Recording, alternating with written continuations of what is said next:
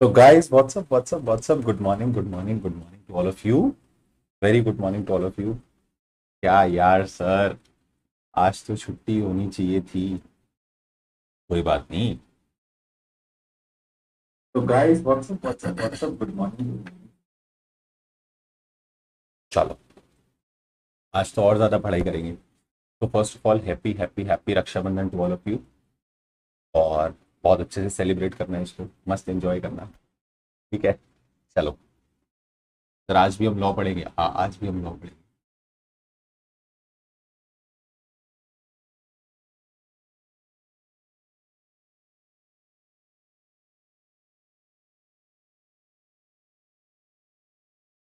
चलो, लेट्स गो। पहले एक बार फटाफट से जो हमने लास्ट क्लास में पढ़ा था ना, पहले उसको रिवाइज कर लेते हैं और फिर उसके बाद आगे चलेंगे। ठीक है, आओ। सर हमने लास्ट क्लास में क्या पढ़ा था? हमने लास्ट क्लास में पढ़ा था concept of Holi own subsidiary. अच्छा, होली ओन सब्सिडरी क्या होता है सर? उसके लिए हमको पहले पता होना चाहिए होल्डिंग सब्सिडरी क्या होता है।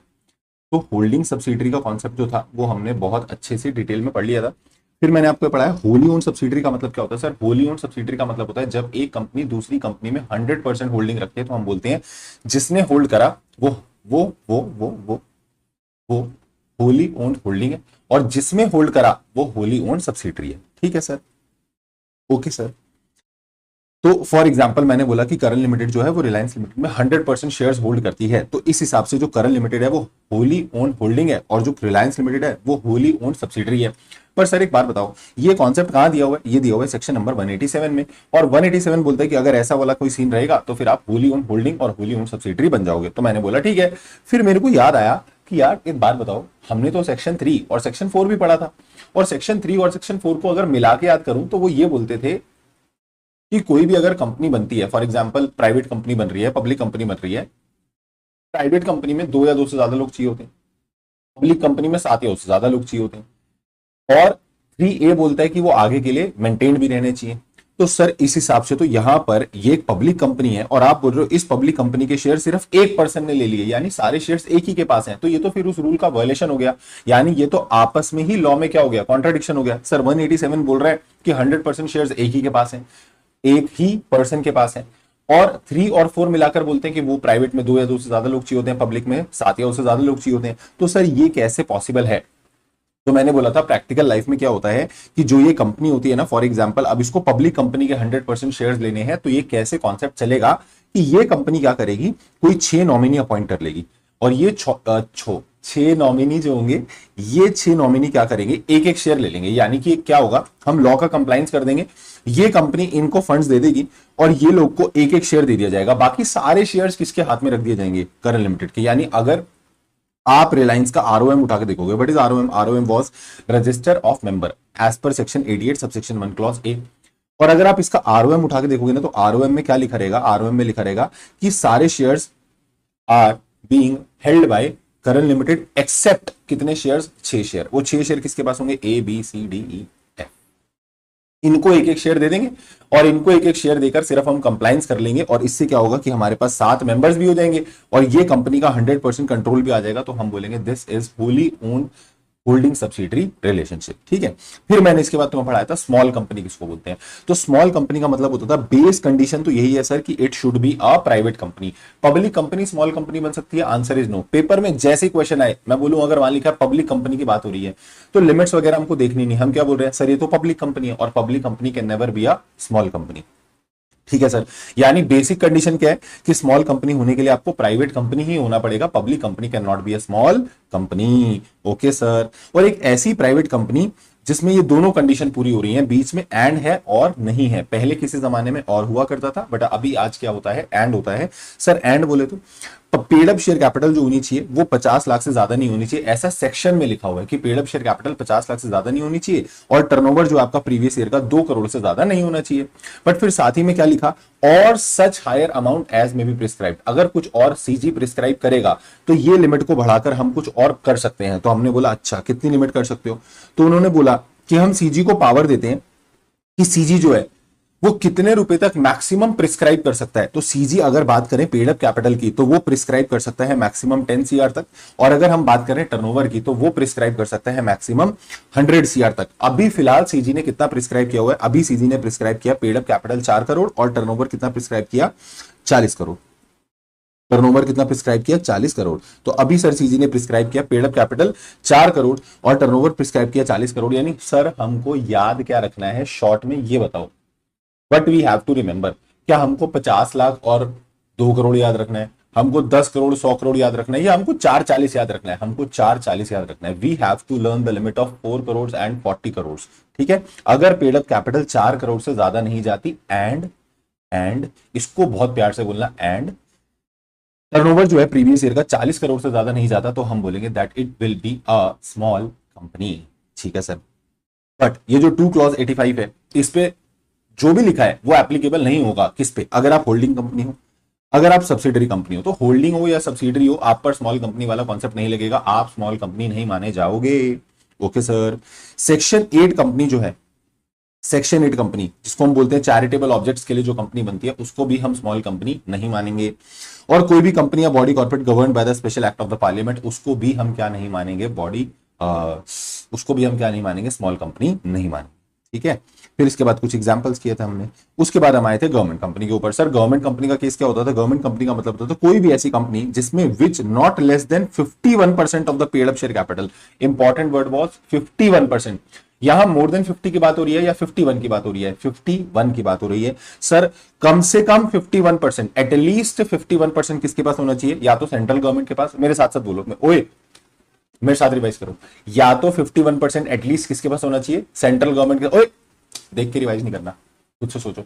या तो सेंट्रल गवर्नमेंट के पास, या स्टेट गवर्नमेंट के पास, किसी भी एक स्टेट गवर्नमेंट के पास, या कई सारी स्टेट गवर्नमेंट्स के पास मिलाकर भी अगर 51 हो तो चलेगा, या फिर सेंट्रल एंड स्टेट का मिलाकर भी 51 हो तो भी चलेगा। तो मैं दोबारा बोलता हूं, सेंट्रल गवर्नमेंट के पास 51% और मोर, या फिर स्टेट गवर्नमेंट और स्टेट गवर्नमेंट्स के पास मिलाकर 51% और मोर, या फिर central partly with the central and partly with the state मिलाकर 51% या उससे ज्यादा हो, तो हम बोलेंगे कि वो कंपनी कौन सी कहलाएगी? गवर्नमेंट कंपनी कहलाएगी सर। Okay sir.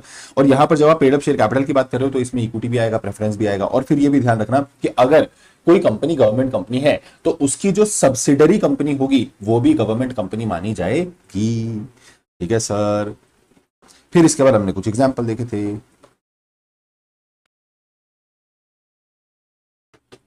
फिर मैंने तुम्हें यह पढ़ाया था कि सर जब हम कंपनी को डिवाइड करते हैं on the basis of ownership, तो कंपनी में मैंने बोला देखो दो ही केस बन सकते हैं। आप ये चेक करो कि 51% और मोर गवर्नमेंट के पास है।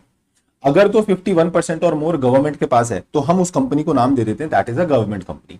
बट अगर सर 51% और more is not with the government, तो फिर वो एक नॉन गवर्नमेंट कंपनी बन जाएगी। अब इट कुड बी एनीवन, वो कंपनी कोई भी हो सकती है, हो सकता है वो प्राइवेट हो सकता है वो पब्लिक हो। अब जैसे मैंने बोला कि मान लो कोई ऐसी कंपनी है जो नॉन गवर्नमेंट कंपनी है, मतलब उसका 51% या उससे ज्यादा गवर्नमेंट के पास नहीं है, बट वो as per 268, as per 2 clause 68 private company है। सर ये प्राइवेट कंपनी क्या होती है? 2 क्लॉज 68 याद करो नालायकों, ये तो याद आएगा सर। 2 क्लॉज 68 के अंदर वो लिखा हुआ था प्राइवेट कंपनी, जिसके आर्टिकल में वो 3 रेस्ट्रिक्शन होनी चाहिए। हाँ, वो एक रेस्ट्रिक्शन, एक प्रोहिबिशन और एक लिमिटेशन। हाँ ठीक है सर, याद आ गया। और पब्लिक कंपनी जो होती है 271 पब्लिक कंपनी। सर आपने पढ़ाया है पब्लिक कंपनी? हाँ पढ़ाया है। Public company means a company which is not a private company and also वो वाली private company which is a subsidiary of a public company is also to be considered as a private public company.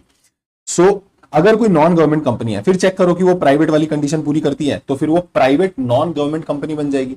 और अगर वो non government public वाली conditions पूरी कर देती है तो हम बोलेंगे that is a public non government company. ठीक है। और सर अगर मान लो 51% या उससे ज्यादा गवर्नमेंट के पास आ जाता है तो फिर वो गवर्नमेंट कंपनी कहलाती है, जिसको हम प्यार से बोलते हैं पब्लिक सेक्टर कंपनी। जिसको हम प्यार से क्या बोलते हैं? Public sector company. और पब्लिक सेक्टर कंपनी बोल लो या पब्लिक सेक्टर अंडरटेकिंग्स बोल लो, एक ही बात है। पीएसयू बोलते हैं जिसको आप। और फिर इसमें भी 2 केस, अगर वही प्राइवेट हुई तो हम बोलेंगे that is a private government company, और अगर वो पब्लिक कंपनी हुई तो फिर हम बोलेंगे that is a public government company. मैं तुमको एक मजेदार चीज बताऊं, पता है बेसिक जो क्लास ऑफ कंपनी होती है दैट इज प्राइवेट और पब्लिक। मतलब अगर हमसे कोई पूछता है ना, जैसे हमने कभी सुना हो कि शेयर्स कितने टाइप के होते हैं, तो हम बोलते 2 होते हैं, एक इक्विटी शेयर, प्रेफरेंस शेयर, फिर उसमें आगे और सब चेंजेस हो जाते हैं, that is a different thing. But good morning Harish, but basic structure of the company is basic structure of the company is private और पब्लिक. दैट कंपनी इज इधर प्राइवेट और दैट कंपनी इज इधर public. अब उसमें कुछ special features add हो जाते हैं तो फिर वो अपना स्टेटस और चेंज कर लेते हैं. लाइक है तो वो प्राइवेट ही. अब देखो ऐसी प्राइवेट कंपनी जिसकी वो लिमिट्स क्रॉस नहीं हो रही तो फिर उसी प्राइवेट कंपनी को मैं क्या बोल दूंगा, वो एक स्मॉल कंपनी है. बट वही प्राइवेट कंपनी का अगर मोर देन 50% किसी और कंपनी ने होल्ड कर लिया तो फिर वो प्राइवेट कंपनी सब्सिडरी बन जाएगी. फिर वो स्मॉल नहीं रहेगी, फिर वो सब्सिडरी कंपनी बन जाएगी और वही कंपनी क्या बन जाएगी, होल्डिंग कंपनी. यानी what I am saying is basically the company is of two type, whether it is private और पब्लिक. वो तो दो ही है, या तो प्राइवेट है या पब्लिक है. बट इसी में ही फिर कुछ और स्पेशल फीचर ऐड हो जाते हैं जिसकी वजह से कंपनी का स्टेटस चेंज हो जाता है. समझ में आई मेरी बात? बोलो बेटा, हेलो, बोलो बोलो बोलो बोलो. क्लियर? फिर इसके हमने कुछ एग्जांपल्स लिखे थे. अभी मैं आज इस क्लास के बाद दोनों भेज दूंगा, ठीक है? सुनो, बॉडी कॉर्पोरेट क्या होता है सर? सर बॉडी कॉर्पोरेट की डेफिनेशन लिखी हुई थी सेक्शन 2 क्लॉज 11 में, और वो क्या बोलता है, बॉडी कॉर्पोरेट और अ कॉर्पोरेशन, कॉर्पोरेशन बोले तो स्टैट्यूटरी कॉर्पोरेशन जो कि स्पेशल एक्ट में बना, includes a company incorporated outside India. तो इसके अंदर कोई ऐसी कंपनी जो कि इंडिया से बाहर इनकॉर्पोरेट हुई है वो बॉडी कॉर्पोरेट में आएगी. Okay sir. But does not include, but body corporate में दो चीजें नहीं आएंगी. पहला क्या, अगर कॉर्पोरेटिव सोसाइटी होगी तो वो नहीं आएगी. दूसरा, कोई भी एनी अदर बॉडी कॉर्पोरेट जिसको सीजी स्पेसिफाई करेगा वो नहीं आएगा. बट ये ध्यान रखना कि सीजी कंपनी को स्पेसिफाई नहीं कर सकता. यानी कि ये बड़ा इंटरेस्टिंग पॉइंट था कि जो कंपनी होती है, sir what is company? Company means a company which is incorporated under companies act 2013 और any other previous law as per section 2 clause 20 of the companies act 2013. वो वाली कंपनी की जो बात हो रही है, वो कंपनी को कभी भी एक्सक्लूड नहीं किया जा सकता. यानी मैंने एक लाइन बोली, every company is a body corporate. Sir her company body corporate तो होगी ही होगी, क्योंकि क्योंकि सेक्शन 9 में भी लिखा हर कंपनी तो बॉडी कॉर्पोरेट होगी ही होगी. But her body corporate company हो ये जरूरी नहीं है. क्योंकि आप देखो, अगर मैं बोलता हूं कंपनी तो रिलायंस इज अ कंपनी क्योंकि वो इस एक्ट में या any other previous company law of India उसमें बनी है. सो वो कंपनी तो है एज पर 2 क्लॉज 20. क्या वो बॉडी कॉर्पोरेट भी है? हाँ सर वो बॉडी कॉर्पोरेट भी है. बट फॉर एग्जांपल अगर मान लो कोई ऐसी कंपनी है जो बाहर बनी है, फॉर एग्जांपल टेस्ला हो गया, एप्पल हो गया, ये कंपनी नहीं है बट ये बॉडी कॉर्पोरेट तो है. ये बॉडी कॉर्पोरेट तो है. और यहां तक हमने पढ़ा था. इसके बाद अपन इस कथा को आगे बढ़ाते हैं और आगे लेकर चलते हैं. अब हेडिंग बनाओ, बढ़िया से लिखो, class number 6, class number 6.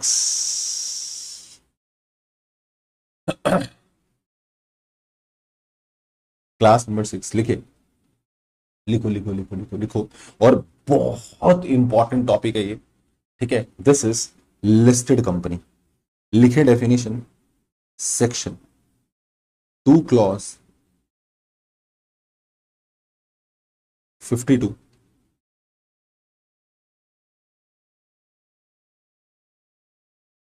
Listed company. अच्छा, आपने कभी भी सुना है कि लिस्टेड कंपनीज होती हैं? कौन सी कंपनीज लिस्टेड होती हैं? और ये मेरे ख्याल से शायद सुना होगा तुम लोगों ने. मैंने कुछ यहां नहीं लिखा, मैंने कुछ भी कोई डेफिनेशन नहीं लिखी, कुछ मीनिंग नहीं लिखा.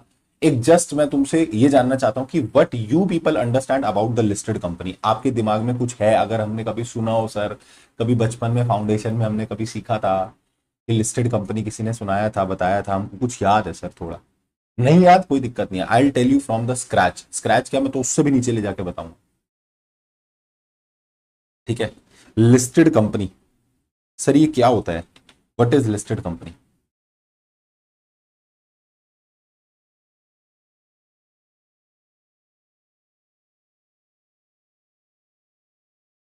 Recognised under any stock exchange. Okay, एक बच्चे का आंसर आया कि वो क्या बोल रहा है, अगर मान लो कोई company is recognized under any stock exchange तो हम उसको बोलते हैं लिस्टेड कंपनी. ओके. चलो इधर देखो, पहले मैं एक काम करता हूं, मैं तुमको ना डेफिनेशन लिखवाता हूं, एक बार लिखो. Listed company means any company. Listed company means any company which has its which has any of its securities listed on any recognized stock exchange। ये लॉ में लिखा। तो लॉ बोलता है सर लिस्टेड कंपनी का मतलब एक ऐसी कंपनी, पहली बात तो फिर दोबारा यहां पर क्या है, लिस्टेड कंपनी मींस कंपनी, यानी first of all you have to be a company. अब सर कंपनी बोले तो अगेन कनेक्ट करो 2 क्लॉज 20। 2 क्लॉज 20 क्या बोलता था, 2 क्लॉज 20 बोलता था company means a company incorporated under company that 2013 और any that previous company law. यानी कोई भी ऐसी कंपनी जो 2 क्लॉज 20 के हिसाब से कंपनी है, पहले तो उसे पकड़ो कि that must be a company. Sir वो कंपनी होनी चाहिए, जी sir, which has any of its securities listed on any recognised stock exchange. मैं आपको एक लाइन आगे बढ़ने से पहले बताता हूं, हमेशा कभी भी कोई बोले कि लिस्टेड कंपनी क्या होती है, तो हम हमेशा बोलेंगे the company which has any of its securities listed on the recognised stock exchange. ठीक है, मैं थोड़े शायद 2-3 दिन पहले जो क्लास हो रही थी तब भी ये डिस्कशन हुआ था, मैं आज वो लाइन दोबारा रिपीट करता हूं क्योंकि वो लाइन बहुत ज्यादा इंपॉर्टेंट है। हमको कभी ये नहीं बोलना होता कि कंपनी लिस्ट होती है। जब भी स्टॉक एक्सचेंज पर लिस्टिंग करवाई जाती है तो कभी भी कंपनी लिस्ट नहीं होती, कंपनी के शेयर्स लिस्ट होते हैं या कोई भी सिक्योरिटी लिस्ट होती है। मैं दोबारा बोल रहा हूं, कंपनी लिस्ट नहीं होती, कंपनी की सिक्योरिटीज लिस्ट होती हैं। वो हम बोलते ऐसे हैं कि जब आपकी सिक्योरिटीज लिस्ट हो जाएंगी तो आप क्या बन जाओगे, listed company. But that doesn't mean कि कंपनी ने अपनी लिस्टिंग कराई है। कंपनी की लिस्टिंग नहीं होती है, कंपनी की सिक्योरिटीज की लिस्टिंग होती है। मैं आपको इसका एक एग्जांपल देता हूं, थोड़ा सा समझाने की कोशिश करता हूं, समझना बहुत क्लैरिटी के साथ, ठीक है। और ये इतना बड़ा महासागर है ना, ये लिस्टेड कंपनी और इनके ऊपर जो लॉज लगते हैं, and I used to teach that laws, SLCM, that is security laws in capital markets. वो इतना, मतलब हम पढ़ते हैं ना कंपनी लॉ का लेवल है, that is the level of company law, वो और एक स्टेप ऊपर है, मतलब वो और थोड़ा सा और टेक्निकल, उसमें टेक्निकलिटीज भर भर कर है, ठीक है, सिक्योरिटी लॉज में। सुनो सर, ये क्या होता है, लिस्टेड कंपनी क्या होता है, मैं आपको एक एग्जांपल देता हूं। ये जो लाइन मैं बोल रहा हूं ना, मैं इसको समझाना चाह रहा हूं कि कंपनी लिस्ट नहीं होती, कंपनी का शेयर लिस्ट होता है। मैं इसको समझाता हूं। मान लो कोई कंपनी आज आईपीओ लेकर आई। सर आईपीओ तो हम समझते हैं, हाँ सर, आईपीओ का मतलब होता है इनिशियल पब्लिक ऑफर। जब कंपनी पहली बार क्या लेकर आई, पब्लिक इशू लेकर आई, ठीक है। जब कंपनी आईपीओ लेकर आई, पब्लिक इशू लेकर आई, तो यहां पर कंपनी ने अपने शेयर्स को क्या कराया, लिस्ट कराया। मैं ये समझाना चाह रहा हूं कि शेयर्स कैसे लिस्ट हो रहे, कंपनी क्यों लिस्ट नहीं हो रही, ठीक है। मैं बोलता हूं कि लिस्टिंग हो गई यहां पे, ठीक है। सर लिस्टिंग कैसे होती है, तो इसके लिए सेबी करके एक बॉडी होती है, तो सुना होगा, securities and exchange board of India. नहीं भी सुना तो सुन लिया अभी, securities and exchange board of India, SEBI, that is SEBI. जैसे फॉर एग्जांपल अपने कंट्री में बैंकिंग सिस्टम को कौन रेगुलेट करता है, RBI। तो कैपिटल मार्केट और ये स्टॉक मार्केट को कौन रेगुलेट करता है, सेबी, ठीक है। सो सर ये जो सेबी होता है, securities and exchange board of India, इसने ना अपनी रेगुलेशंस बना रखी है। क्या बना रखी है, इसने अपनी रेगुलेशंस बना रखी है, और वो रेगुलेशंस जो है वो किस पर लगती है, लिस्टेड कंपनी पर। यानी ये जो आप पूरा सिक्योरिटी लॉ सुनते हो, ये आपका फाइनल में आएगा, लॉ में थोड़ा सा पार्ट है सिक्योरिटी लॉस का, और उसमें कुछ 4-5 चैप्टर दे रखे हैं। तो ये जो सिक्योरिटी लॉज वाला कॉन्सेप्ट है ना, ये लगता ही किस पे है, लिस्टेड कंपनीज के ऊपर। तो मान लो आज कंपनी लिस्ट हो गई पहली बार, ठीक है, हो गई लिस्ट, चलो ठीक है, कंपनी ने 1 करोड़ शेयर्स निकाले, कंपनी ने लिस्ट करा लिए। अब अगर मैं बोलता हूं कि कंपनी लिस्ट हो गई है, तो लिस्ट का मतलब होता है कि अब उसके शेयर्स जो है वो स्टॉक एक्सचेंज पे ट्रेड हो जाएंगे, मतलब फ्रीली ट्रांसफरेबल है, आप कभी भी खरीद सकते हो, कभी भी बेच सकते हो, ये बात होती है। अब मैं ये बोलना चाह रहा हूं, मान लो आज लिस्टिंग हो गई, थोड़े टाइम बाद कंपनी यहां पर बोनस शेयर लेकर आ जाती है। फॉर एग्जाम्पल, बोनस शेयर का मतलब क्या होता है, सर जब एक पे एक शेयर, मतलब कुछ शेयर्स पे कुछ शेयर्स फ्री मिलते हैं। फॉर एग्जांपल कंपनी ने बोनस इशू निकाला 1:4 का, इसका मतलब जिसके पास 4 शेयर्स हैं उसको कंपनी 1 शेयर फ्री में देगी, ये बोनस शेयर होता है, ठीक है। अगर 4 पे 1 शेयर फ्री मिलेगा, तो लेट्स से कंपनी के टोटल 1 करोड़ शेयर्स थे, कंपनी के टोटल 1 करोड़ शेयर्स थे, तो 25 लाख शेयर्स कंपनी बोनस में लाएगी। अब मेरा सवाल आपसे ये है, अगर आप ये बोलते हो कि कंपनी लिस्टेड है, तो कंपनी अगर लिस्ट है, तो अब उसके बाद वो जितने भी शेयर निकाले, चाहे बोनस निकाले, राइट इशू निकाले, कुछ भी करे, मैं कह रहा हूं, तो वो शेयर तो ऑटोमेटिकली लिस्ट हो गया। और अगर वो ऑटोमेटिकली लिस्ट हो गया, क्योंकि आप कंपनी लिस्ट है ना भाई, अगर कंपनी ही लिस्टेड है तो मेरे को शेयर की लिस्टिंग कराने की जरूरत नहीं है, ऐसा जो तुम सोचते हो, कि शेयर लिस्ट है या कंपनी लिस्ट है। अगर तुम सोचते हो कंपनी लिस्ट है, तो अगर कंपनी ही लिस्ट हो गई, अब वो कुछ भी करे उसका शेयर ट्रेड होता रहेगा। पर अगर तुम बोलते हो नहीं सर शेयर लिस्ट होते हैं, तो शेयर लिस्ट होते हैं, तो ये वाले शेयर जब आए थे ये लिस्ट हुए थे, अब ये जो आएंगे ये अभी तो लिस्ट नहीं हुए। यानी मुझे इनके लिए अगर स्टॉक एक्सचेंज से लिस्टिंग परमिशन लेनी थी, तो क्या इन वाले बोनस शेयर के लिए मुझे अलग से दोबारा क्या लिस्टिंग परमिशन लेनी होगी? ये मेरा सवाल है। Whether I need to take the listing permission again for these bonus shares, क्या मुझे दोबारा इन बोनस शेयर्स के लिए लिस्टिंग परमिशन लेनी होगी? और ये जो रेगुलेशन है ना सेबी की, उसमें लिखा है yes you have to take the listing permission again for these shares. इसके बाद दोबारा बोनस इशू आएगा, you have to again take the listing permission, दोबारा फिर बोनस इशू लाओगे, again you have to take the listing permission. यानी जब जब तुम ये इशू लेकर आओगे तब तब आपको लिस्टिंग परमिशन लेनी पड़ेगी। तो यहीं से ये सिद्ध होता है सर कंपनी लिस्ट नहीं होती, कंपनी के सिक्योरिटीज लिस्ट होते हैं। Whenever you come up with a new issue you have to take the listing permission from the stock exchange. SEBI की रेगुलेशंस है और उस पर रेगुलेशंस में साफ साफ लिखा हुआ है you have to take the listing permission again and again. बार बार आप लिस्टिंग परमिशन लो, आप उसके बाद राइट इशू लेकर आ जाते हो, लगाओ आईसीडीआर। एक रेगुलेशन होती है that is SEBI ICDR regulations, issue of capital and disclosure requirements regulations 2018। Whenever you come up with a issue you have to take a listing permission, उसको बोलते हैं इन प्रिंसिपल अप्रूवल। बहुत चीजें बता दी वैसे तो तुम्हें, इतना गहराई में मत जाना, ठीक है कोई बात नहीं। तो सर आपको बार बार क्या लेनी पड़ेगी? परमिशन लेनी पड़ेगी। इसलिए हम बोलते हैं कंपनी लिस्ट नहीं होती, कंपनी के शेयर्स लिस्ट होते हैं, ठीक है। चलो शेयर मतलब मैंने एक सिंबॉलिक एग्जांपल लेकर बोला कि शेयर लिस्ट होते हैं, मतलब ये ध्यान रखना कंपनी इज नॉट लिस्टेड, उसकी सिक्योरिटीज लिस्ट होती है, ठीक है सर।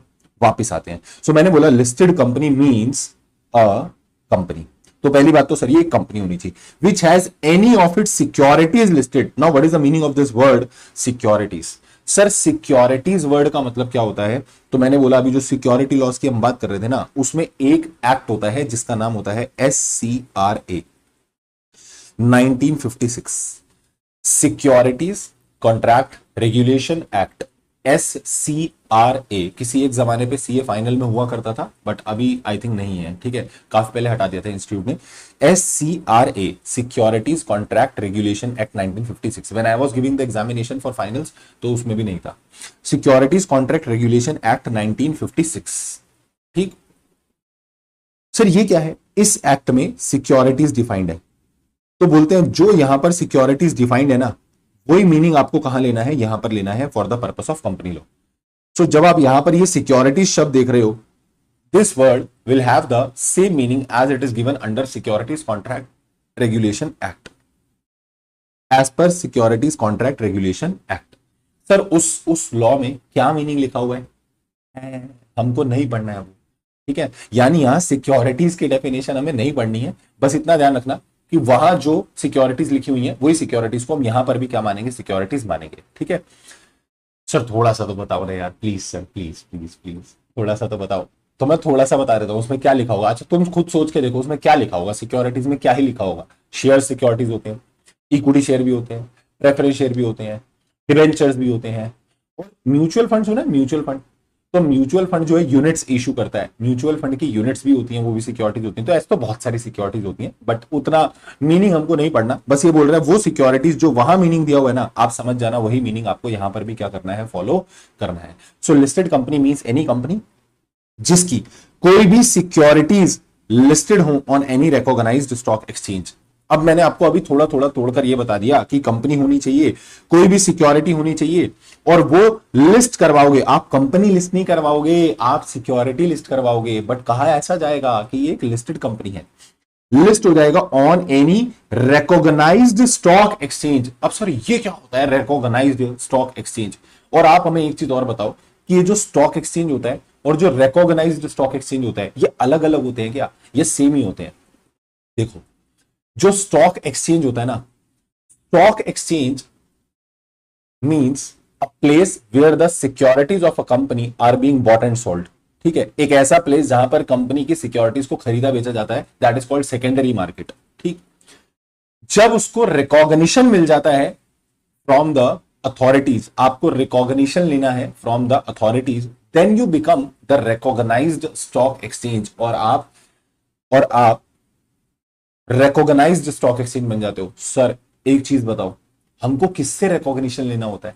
तो ये जो रिकॉग्निशन लेने का प्रोविजन है ना, ये भी दिया हुआ है, पता है, सिक्योरिटीज कॉन्ट्रैक्ट रेगुलेशन एक्ट 1956 में। How to take that recognition, how your recognition can be withdrawn. अगर आपने कुछ गलत करा और रिकॉग्निशन के आपका छीन लिया जाएगा, तो that could also be possible. यानी रिकॉग्निशन लेना कैसे है, वो भी एससीआरए में लिखा है। रिकॉग्निशन की एप्लीकेशन किसको लगेगी, कितने दिन में आएगा, कब ये रिकॉग्निशन विड्रॉ हो सकता है, ये सारी चीजें कहां लिखी हुई है? एससीआरए 1956। तो सर एक बार आप क्या हमें 1956 के दर्शन करा सकते हो? आओ ना, इधर आओ। ओहो, मंदिर आ गए। सुनो, हम जाएंगे सेबी की वेबसाइट पे।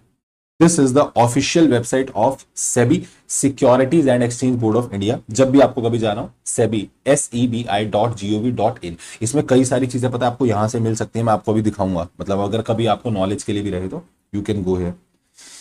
ठीक है, आप आओ, आप आओ। पहले मैं आपको एक काम करता हूँ ना, एक्ट दिखाता हूँ पहले मैं, फिर उसके बाद मैं आगे लेके चलूंगा। देखो, सिक्योरिटीज कॉन्ट्रैक्ट रेगुलेशन एक्ट 1956, ठीक है। And here I come to section number 3। कहाँ है? 3 4 5 3 4।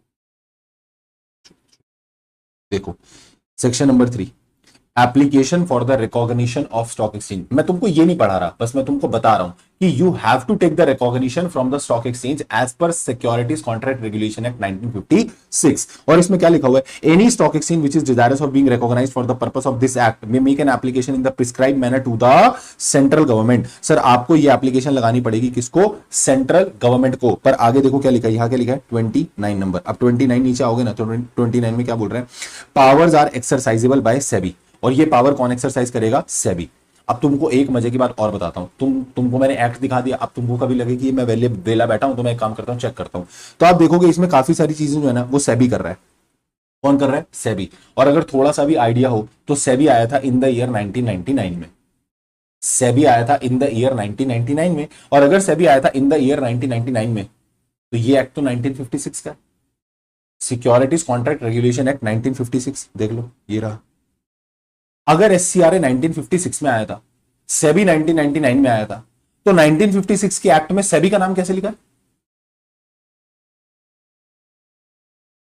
1956 के एक्ट में सेबी का नाम कैसे लिखा है? 1956 में किसको यह पता था कि 1999 में एक बॉडी बनेगी जिसका नाम क्या होगा? सेबी।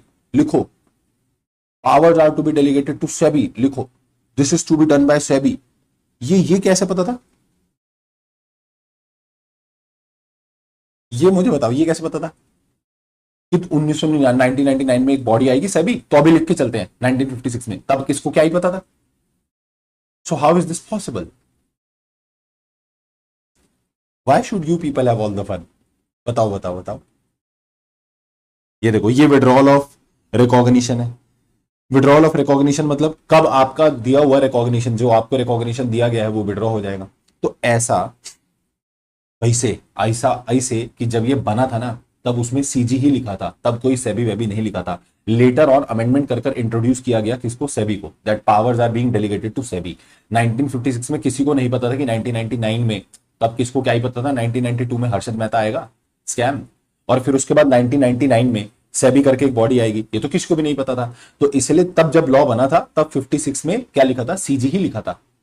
और तुमको पता है, जब हम कंपनी लॉ पढ़ते हैं तो हम सीजी किसको बोलते हैं? मिनिस्ट्री ऑफ कॉर्पोरेट अफेयर्स को। बट जब आप ये सिक्योरिटी लॉस पढ़ते हो ना, तो CG is ministry of finance. पर मजे की बात यह है कि हमारी कंट्री में दोनों ही मिनिस्ट्री सेम मैम संभालती हैं, दैट इज श्रीमती निर्मला सीतारमन जी। वही मिनिस्ट्री ऑफ फाइनेंस भी संभालती हैं और वही मिनिस्ट्री ऑफ कॉर्पोरेट अफेयर्स भी संभालती हैं। तो बाद में लेटर ऑन इसको इंट्रोड्यूस किया गया और फिर सेबी को बीच में इनकॉर्पोरेट किया गया, मतलब उसको अमेंडमेंट से ऐड किया गया। ठीक है, अब इधर आओ, मैं तुमको एक चीज और दिखाता हूं। ये मैं आया सेबी की वेबसाइट पे। जब आप सेबी की वेबसाइट पे जाओगे ना, तुमको कभी भी कोई स्टॉक एक्सचेंज देखना हो, कभी कोई डिपॉजिटरी देखना हो, डिपॉजिटरी पार्टिसिपेंट देखना हो, क्योंकि ये नाम मैं लूंगा आगे चल के दोबारा दोबारा, तो थोड़ा ध्यान रखना। ठीक है, इंस्टाग्राम को सर्व करने से ज्यादा कुछ और सर्व करो। ठीक है सर, जब हम सेबी की वेबसाइट पे आते हैं ना, तो आप सबसे नीचे आ जाना, आपको ये टैब दिखेगा, that is intermediate market infrastructure association. आप इस पे क्लिक करो, ये वाला टैब। यहां पर तुमको सारी कहानी मिल जाएगी। हमारी कंट्री में कितने रिकॉग्नाइज्ड इंटरमीडिएट हैं, 11th क्लास में 12th क्लास में बिजनेस स्टडीज में हम सुन के आते हैं इंटरमीडिएट ऑफ स्टॉक मार्केट। ठीक है, हमारी कंट्री में स्टॉक एक्सचेंज कितने हैं, डिपॉजिटरीज कितने हैं, तो क्या होते हैं डिपॉजिटरी, ये बात की बातें हैं, बट मैं बता रहा हूं कि आपको कुछ भी ढूंढना हो ना, यू विल फाइंड यार, ये देखो रिकॉग्नाइज्ड इंटरमीडिएट। ओहो यार, ये गवर्नमेंट साइट्स और ये इनके अपने पंगे हैं, पता नहीं। चल भाई, सरकारी वेबसाइट। ओ यार,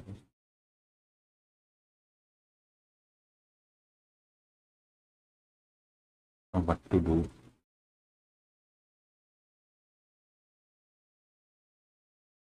एक मिनट रुको।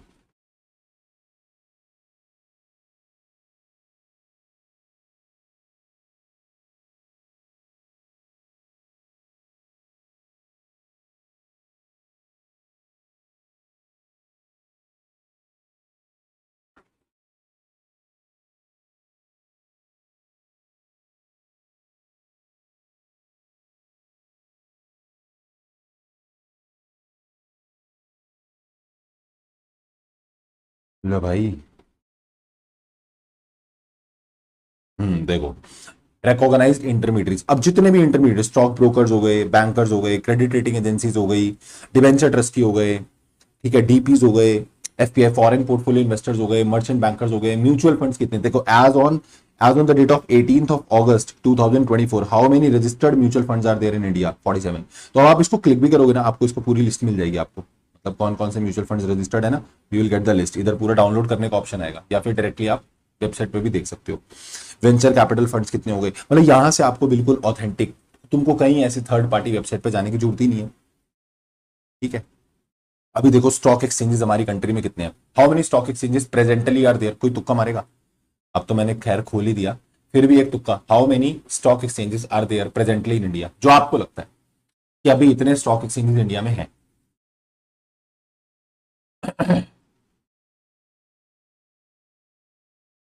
यहाँ पे लिखा तो आ नहीं रहा है, खैर फिलहाल चलो कितने हैं, तुक्का मारो। अच्छा, एक आंसर है 4, जितना जितना तुम्हें लगता है, जितना तुम्हें लगता है, फिर सही वाला तो मैं बताऊंगा ना।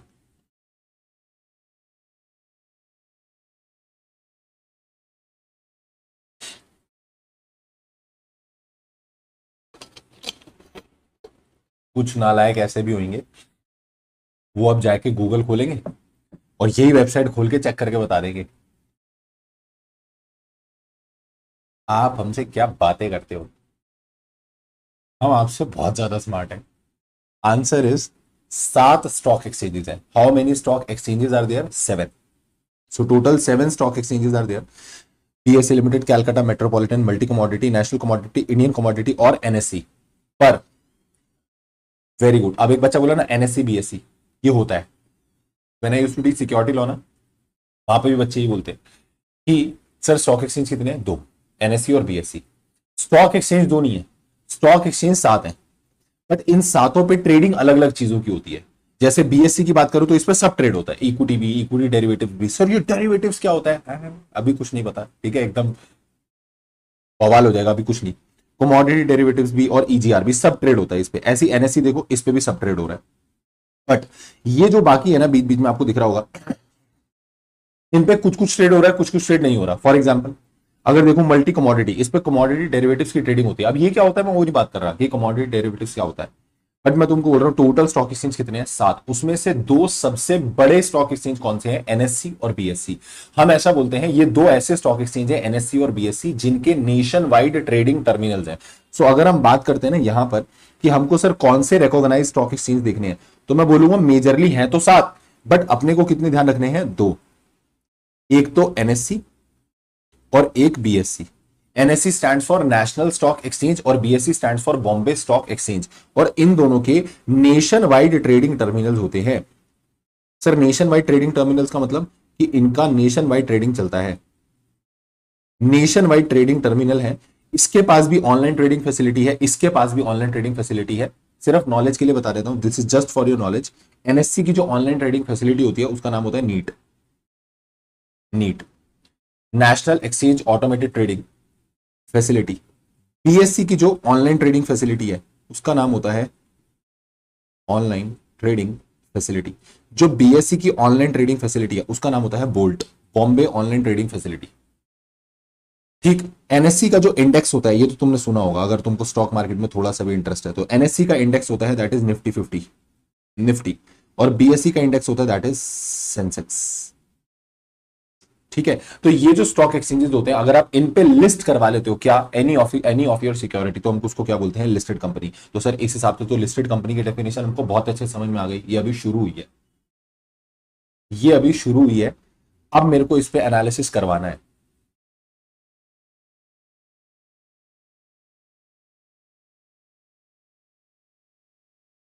यही तो ब्यूटी है लॉ की। Law is nothing, just the practical application of your thinking. Law कुछ भी नहीं है, यही तो मजे हैं लॉ के। ये थोड़ी होता है कि लाइन पढ़ी और डेफिनेशन खत्म। ठीक है, चलो अब मैं बात कर रहा था सिक्योरिटीज की। ठीक है, आ जाओ बढ़िया तरीके से समझते हैं। मैं बात कर रहा था सिक्योरिटीज की। तो सिक्योरिटीज मेजरली तो तीन ही टाइप की होती हैं जो हम बात करने वाले हैं। पहला इक्विटी शेयर्स,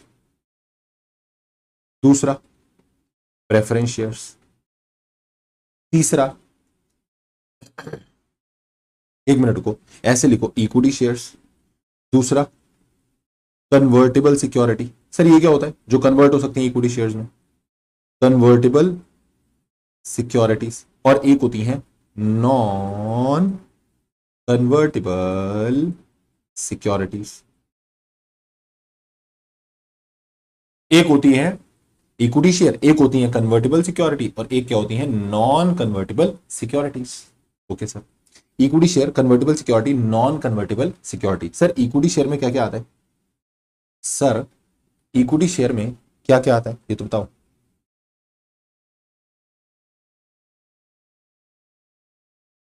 सो इक्विटी शेयर में, सर इक्विटी शेयर में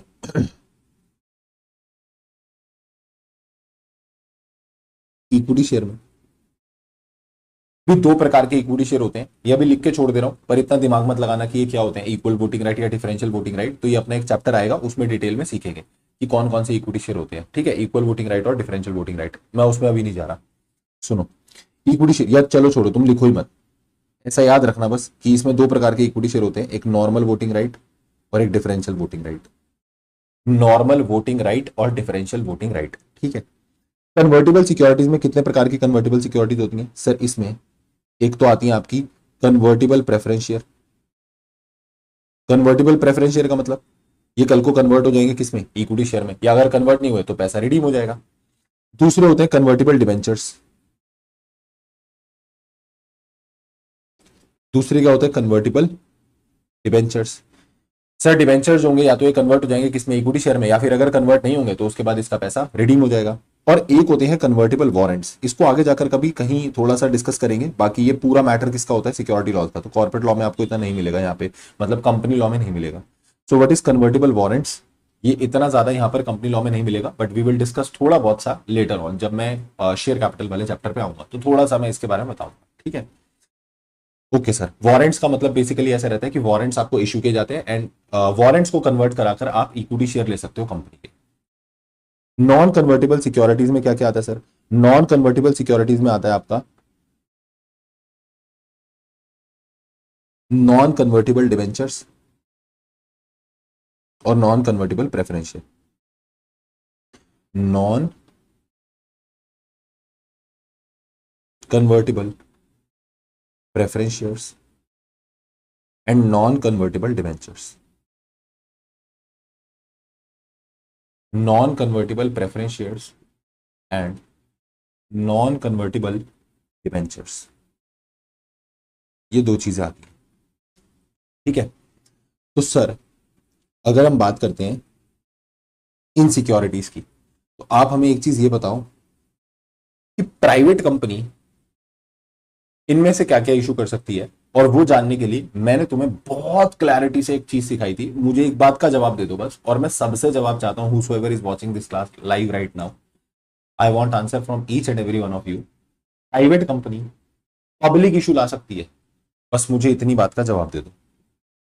can a private company come up with public issue? क्या sir private company public issue ला सकती है?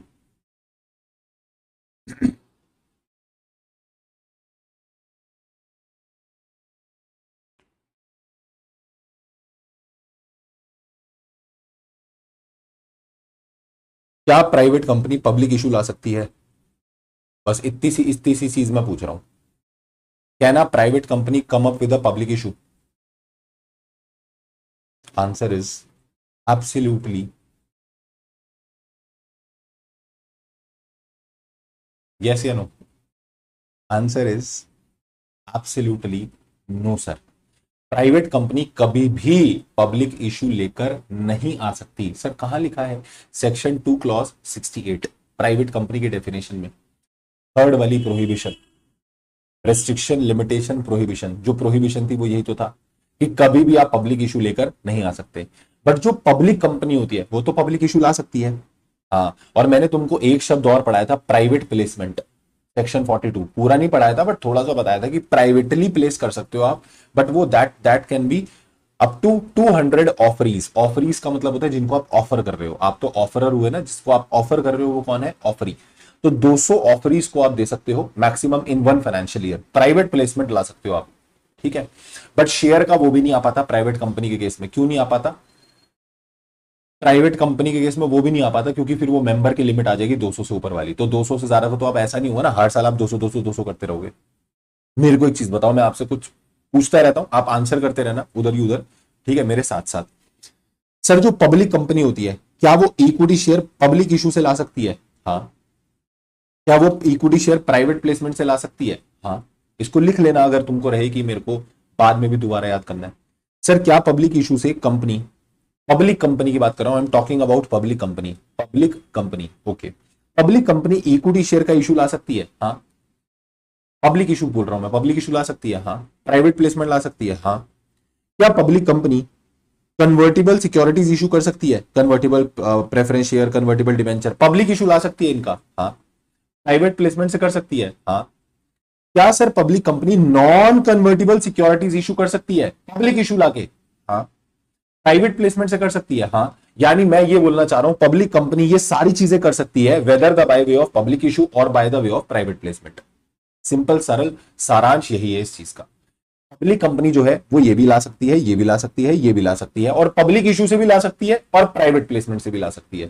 बस एक चीज बता देता हूं, जब कंपनी पब्लिक इशू लेकर आती है, आप पूरी जनता जनार्दन को बुला रहे हो, आ जाओ हमारी कंपनी में पैसे लगाओ। जब आप पूरी जनता को आमंत्रण देते हो, आइए और कंपनी में पैसे लगाइए, और आप पूरी पब्लिक एट लार्ज को इन्विटेशन भेज रहे हो to subscribe for the shares और एनी सिक्योरिटीज, तो कंपनी लॉ का एक सेक्शन होता है, वो होता है सेक्शन 29। और 29 के सबसेक्शन 1 में ये लिखा हुआ है, as per section 29 subsection 1 of the companies act 2013, कि कभी कोई भी कंपनी पब्लिक इशू लेकर आएगी तो उस कंपनी को अपनी सिक्योरिटीज को लिस्ट करवाना मैंडेटरी हो जाता है on any of the recognised stock exchange. मैंने बोला रिकॉग्नाइज्ड स्टॉक एक्सचेंज, मेनली ये दो ही आपके लिए, एनएससी और बीएससी। तो सेक्शन 29 सबसेक्शन 1 क्या बोलता है? Whenever a company comes up with a public issue, it is mandatory for that company to list those securities on any of the recognized stock exchange। दोनों पे लिस्ट करवाना mandatory है क्या? NSC BSc दोनों पे लिस्ट कराना है? नहीं, ये मैंडेटरी नहीं है कि दोनों पे लिस्ट कराओ, बट एटलीस्ट एक पे लिस्ट तो करवाना मैंडेटरी होगा। आप या तो एनएससी पे लिस्ट हो जाओ या आप बीएससी पे लिस्ट हो जाओ, एक पे तो लिस्ट हो जाओ कि आपका शेयर फ्रीली ट्रांसफरेबल बन जाए, वो सिक्योरिटी फ्रीली ट्रांसफरेबल हो, उसमें ट्रेड हो सके।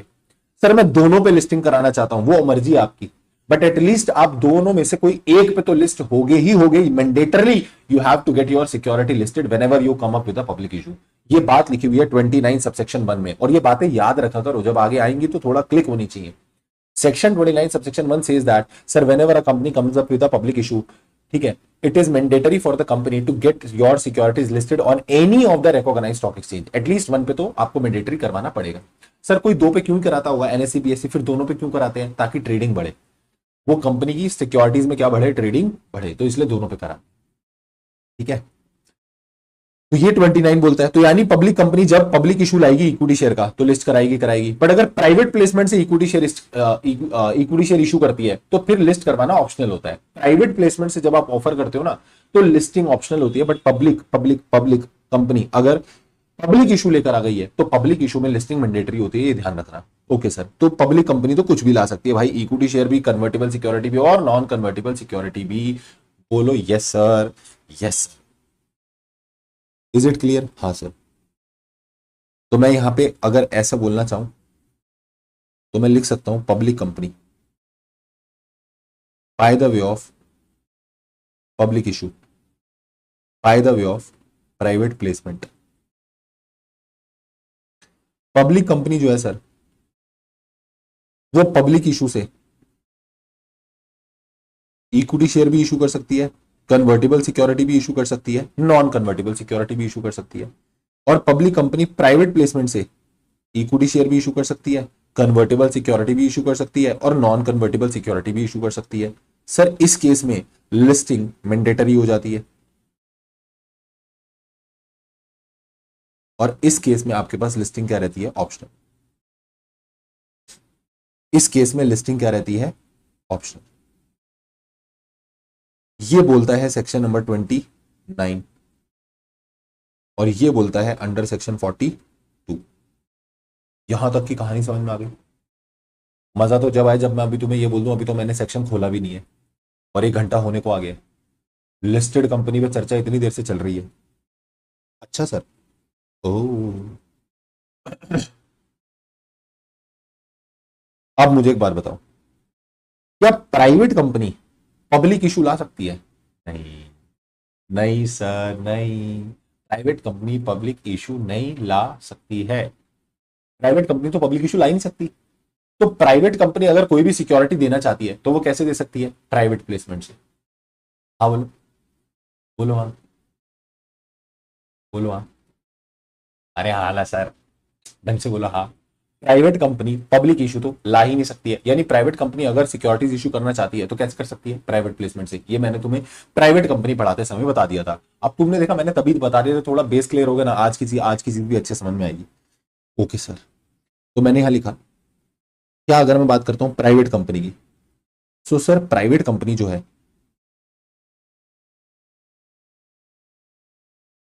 पब्लिक इशू और प्राइवेट प्लेसमेंट, तो मैं बोलता हूं जो प्राइवेट कंपनी है ना सर, इसको पब्लिक इशू से इक्विटी शेयर इशू करना, कन्वर्टिबल सिक्योरिटी इशू करना, नॉन कन्वर्टिबल सिक्योरिटी इशू करना, तीनों ही मना है, prohibited. You can't come up with this man. Sorry bro, sorry Shaktimaan, आप ये तीनों इशू नहीं कर सकते।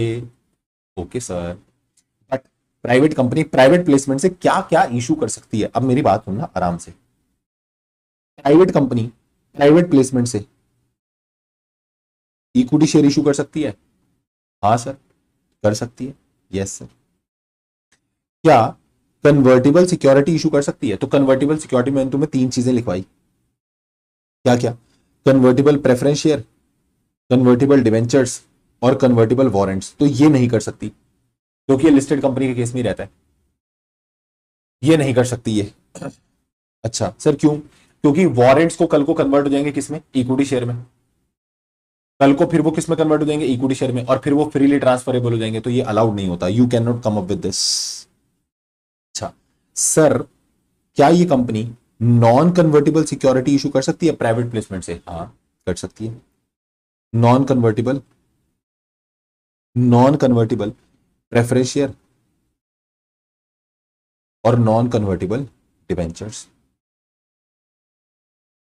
बट ये आप प्राइवेट प्लेसमेंट से कर सकते हो, पब्लिक इशू नहीं ला सकते। क्यों? प्राइवेट प्लेसमेंट अंडर सेक्शन 42 लगा सकते हो, पब्लिक इशू नहीं ला सकते क्योंकि ये प्रोहिबिटेड होता है under section 2 clause 68 sub clause number 3। Prohibition थी section 2 clause 68, section 2 clause 68 sub clause number 3। इतनी बात समझ में आई? यहां तक की कहानी डन है एकदम, एक बार लिख दो डन डन डन डन। हाँ सर, हमें यहां तक तो समझ में आ गया।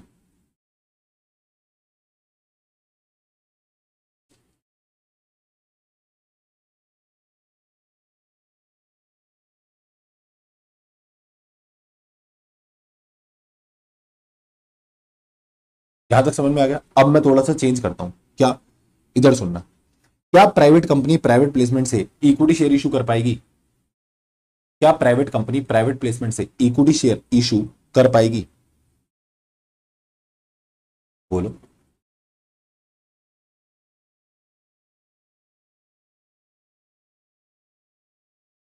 हाँ सर, पर मैक्सिमम एक साल में कितने तक कर सकती है? 200 तक।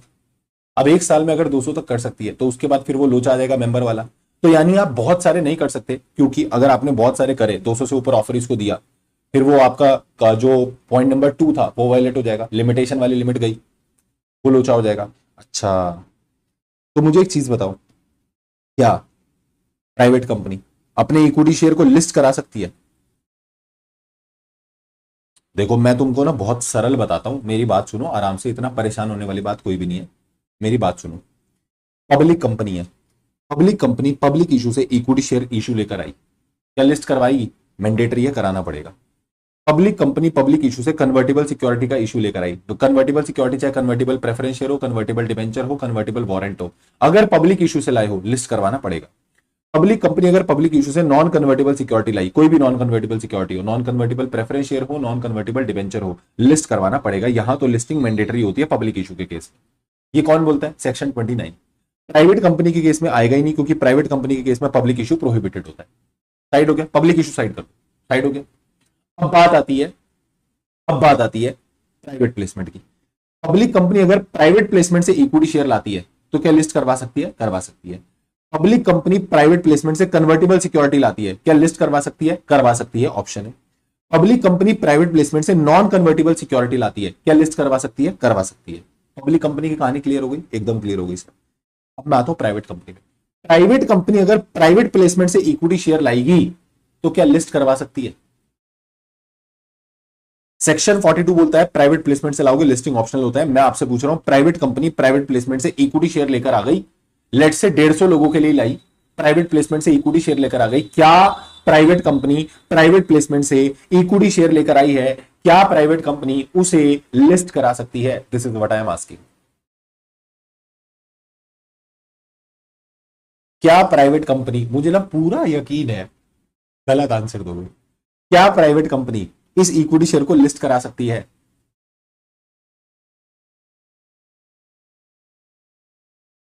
ओ भाई साहब, कह रहा ऑप्शनल है। मैंने तुम्हें उस दिन बोला था ना, राम तू बहुत लेट है, लिस्टिंग मींस मैं 1 घंटे से ये समझा रहा था लिस्टिंग क्या होती है। क्या लिस्ट करा सकती है? आंसर इज, मैंने तुमको उस दिन बोला था ना, तुम दूसरी क्लास का पढ़ते हो तो पहली का भूल जाते हो, तीसरी का पढ़ते हो तो दूसरी का भूल जाते हो, चौथी क्लास का पढ़ते हो तो सारे ही भूल जाते हो। ठीक है भाई साहब, क्या हम इसे लिस्ट करा सकते हैं? Answer is no. Even if it is optional to you, आप लिस्ट नहीं करा सकते। क्यों नहीं करा सकते? जब ऑप्शनल है तो हमारे लिए भी ऑप्शनल है ना, हम भी तो करा सकते हैं। अबे लल्लू हो, अगर इसको लिस्ट करा दिया तो your share will become listed, और अगर लिस्टेड हो गया तो वो मार्केट में ट्रेड होने लगेगा, ट्रेड होने लगेगा, ट्रेड होने लगेगा, तो वो फ्रीली ट्रांसफरेबल हो गया, और अगर वो फ्रीली ट्रांसफरेबल हो गया तो 2 क्लॉज 68 का सब क्लॉज नंबर 1 पढ़ो। There is a restriction to transfer the shares of a private company, वहां शब्द शेयर लिखा था ना, देयर इज अ रेस्ट्रिक्शन। अगर इसको लिस्ट करा दिया तो लल्लू वो फ्रीली ट्रांसफरेबल हो जाएगा ना, और अगर वो फ्रीली ट्रांसफरेबल हो गया तो 2 क्लॉज 68 का जो पहला क्लॉज था वही वायलेट हो गया। प्राइवेट कंपनी पे तो रेस्ट्रिक्शन होती है कि उसका शेयर फ्रीली ट्रांसफरेबल नहीं होता, तभी तो उसमें प्रीएम्प्टिव राइट होता था, उसमें राइट ऑफ फर्स्ट रिफ्यूजल होता था। अले हाँ, shit यार। ओ, अभी अभी फील आ रही है एकदम लॉ की। हाँ सर, अब हमको लग रहा है हम लॉ पढ़ रहे हैं। Good, quite good, quite good. उस दिन पूछ रहे थे ना क्या लिखना है कमेंट में, बस यही लिखना है कमेंट में कि हम क्या पढ़ रहे हैं और कैसे पढ़ रहे हैं। उस दिन पूछ रहे थे ना वीडियो में हम क्या लिखे कमेंट में, ये लिखना है कमेंट कि सर हम ऐसे पढ़ रहे हैं। अरे यार, क्या यार सर, आप मजे ले लेते हो हमसे। तो कंपनी इसे लिस्ट नहीं करा सकती, ये बाहर हो गया।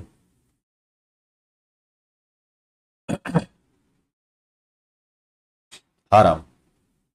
अच्छा, क्या कन्वर्टेबल प्रेफरेंस शेयर और कन्वर्टेबल डिबेंचर्स को लिस्ट करा सकती है? देखो वारंट वाला तो केस ही नहीं होता, मैं बोल रहा हूं ना। क्या convertible preference share convertible debenture को लिस्ट करा सकती है? नहीं करा सकती। अब ये कोई रीजन दे सकता है क्यों?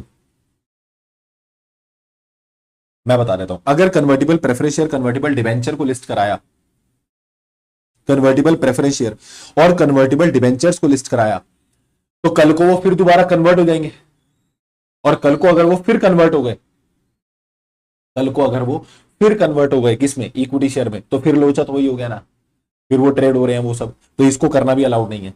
Sir non convertible preference share को लिस्ट करा सकते हैं? नहीं, क्योंकि वो नॉन कन्वर्टिबल है, भले ही नॉन कन्वर्टिबल हो, है तो प्रेफरेंस शेयर ना, अगर जैसे लिस्ट हुआ तो फ्रीली ट्रांसफरेबल हो जाएगा, और फिर वही 268 बना जाएगा, 2 क्लॉज 68 सब क्लॉज नंबर 1, और उसमें वो क्या बोलेगा, शेयर मींस, शेयर में दोनों शेयर आते थे, इक्विटी शेयर प्रेफरेंस शेयर। मैं देखो, मैं तुम्हें पढ़ा रहा हूं ना, तो मैं हर एक शब्द कहीं ना कहीं कुछ ना कुछ लिख के चल रहा हूं, हो सकता है तुम ध्यान नहीं दे रहे हो, पर मैं तुमको बता रहा हूं, अगर तुम तमीज से पढ़ोगे ना मुझसे, you will be supreme in the law.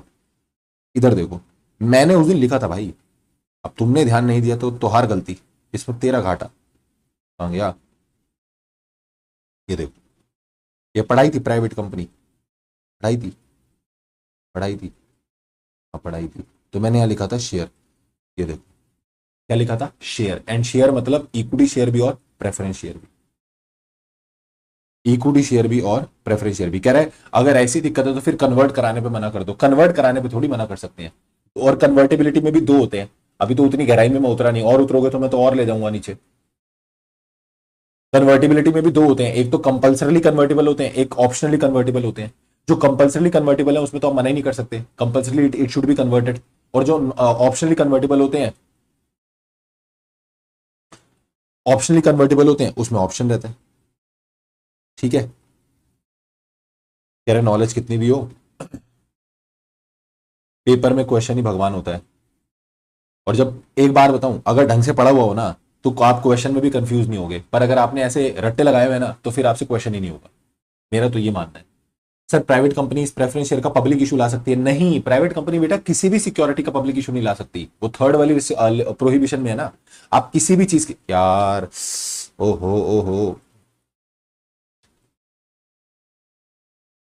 भाई रिवाइज कर लो, रिवाइज कर लो, रिवाइज, ये देखो सी वाला पढ़ो, शेयर प्लस डिवेंचर, सिक्योरिटी में हर प्रकार की सिक्योरिटी आ जाएगी, चाहे कोई भी शेयर हो, चाहे कोई भी डिवेंचर हो, इक्विटी हो, प्रेफरेंस हो, कन्वर्टेबल हो, नॉन कन्वर्टेबल हो, सब कवर हो जाएगा। तो आप किसी भी सिक्योरिटी का पब्लिक इशू तो ला ही नहीं सकते। ठीक है, इतना सब मैं तुम्हें लिखवा रहा हूं, फिर भी तुम कंफ्यूज हो रहे हो, यार यार ये तो गलत बात है। चलो, इसका इसका इसका लॉजिक मस्त था ना, वैसे सही बताओ, इसका लॉजिक मस्त था ना, इसमें तुम फंसे तो थे, चैट में लिखे हो, इसमें तुम फंसे तो थे इसमें तुम्हें लगा दो वो भाई साहब कैसा था। ठीक है, तो नॉन कन्वर्टेबल प्रेफरेंस शेयर का भी ये लिस्टिंग नहीं करवा पाएगी, क्यों? क्योंकि अगर लिस्ट हुआ तो वो शेयर लिस्ट हो जाएगा, और शेयर लिस्ट होते ही वो फ्रीली ट्रांसफरेबल हो जाएगा, 2 clause 68 sub clause number 1 wallet हो जाएगा, तो ये भी अलाउड नहीं है। यानी प्राइवेट कंपनी को सिर्फ एक चीज लिस्ट कराना अलाउड होता है, बताओ क्या?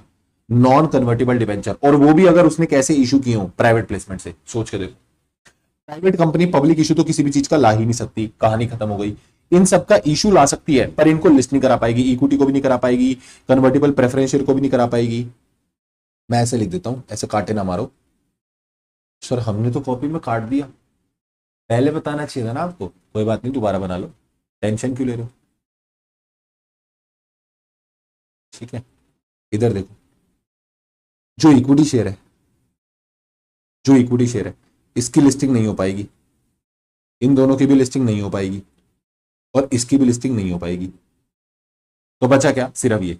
यानी प्राइवेट कंपनी में बहुत समराइज्ड फॉर्म में बोलूं, समराइज्ड फॉर्म में बोलूं तो ये हुआ, प्राइवेट कंपनी सिर्फ अपना क्या लिस्ट करा सकती है? नॉन कन्वर्टेबल डिवेंचर, और वो भी कैसे लाकर? प्राइवेट प्लेसमेंट से लाकर।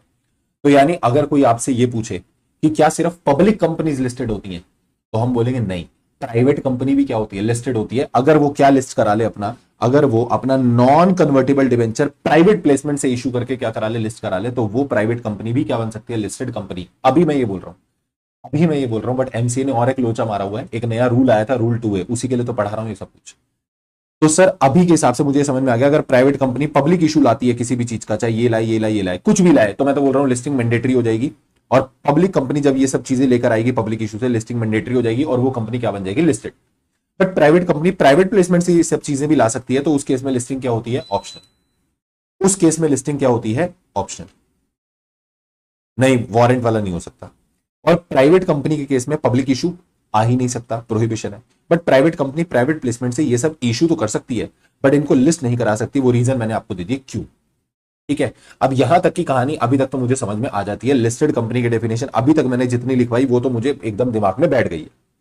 अब ये थी आम जिंदगी, ये थी आम जिंदगी। 1 घंटा हो गया मुझे बोलते हुए सिर्फ और सिर्फ, और अभी मैं ये 3 लाइंस पर ही हूं। ये थी आम जिंदगी। अब मैं आ रहा हूं मेंटोस जिंदगी पे, और मेंटोस जिंदगी ने आपको मेंटोस वाले मजे करा दिए। और यहां क्या लिखा, इधर आओ जरा, 2 clause 52, ये लो।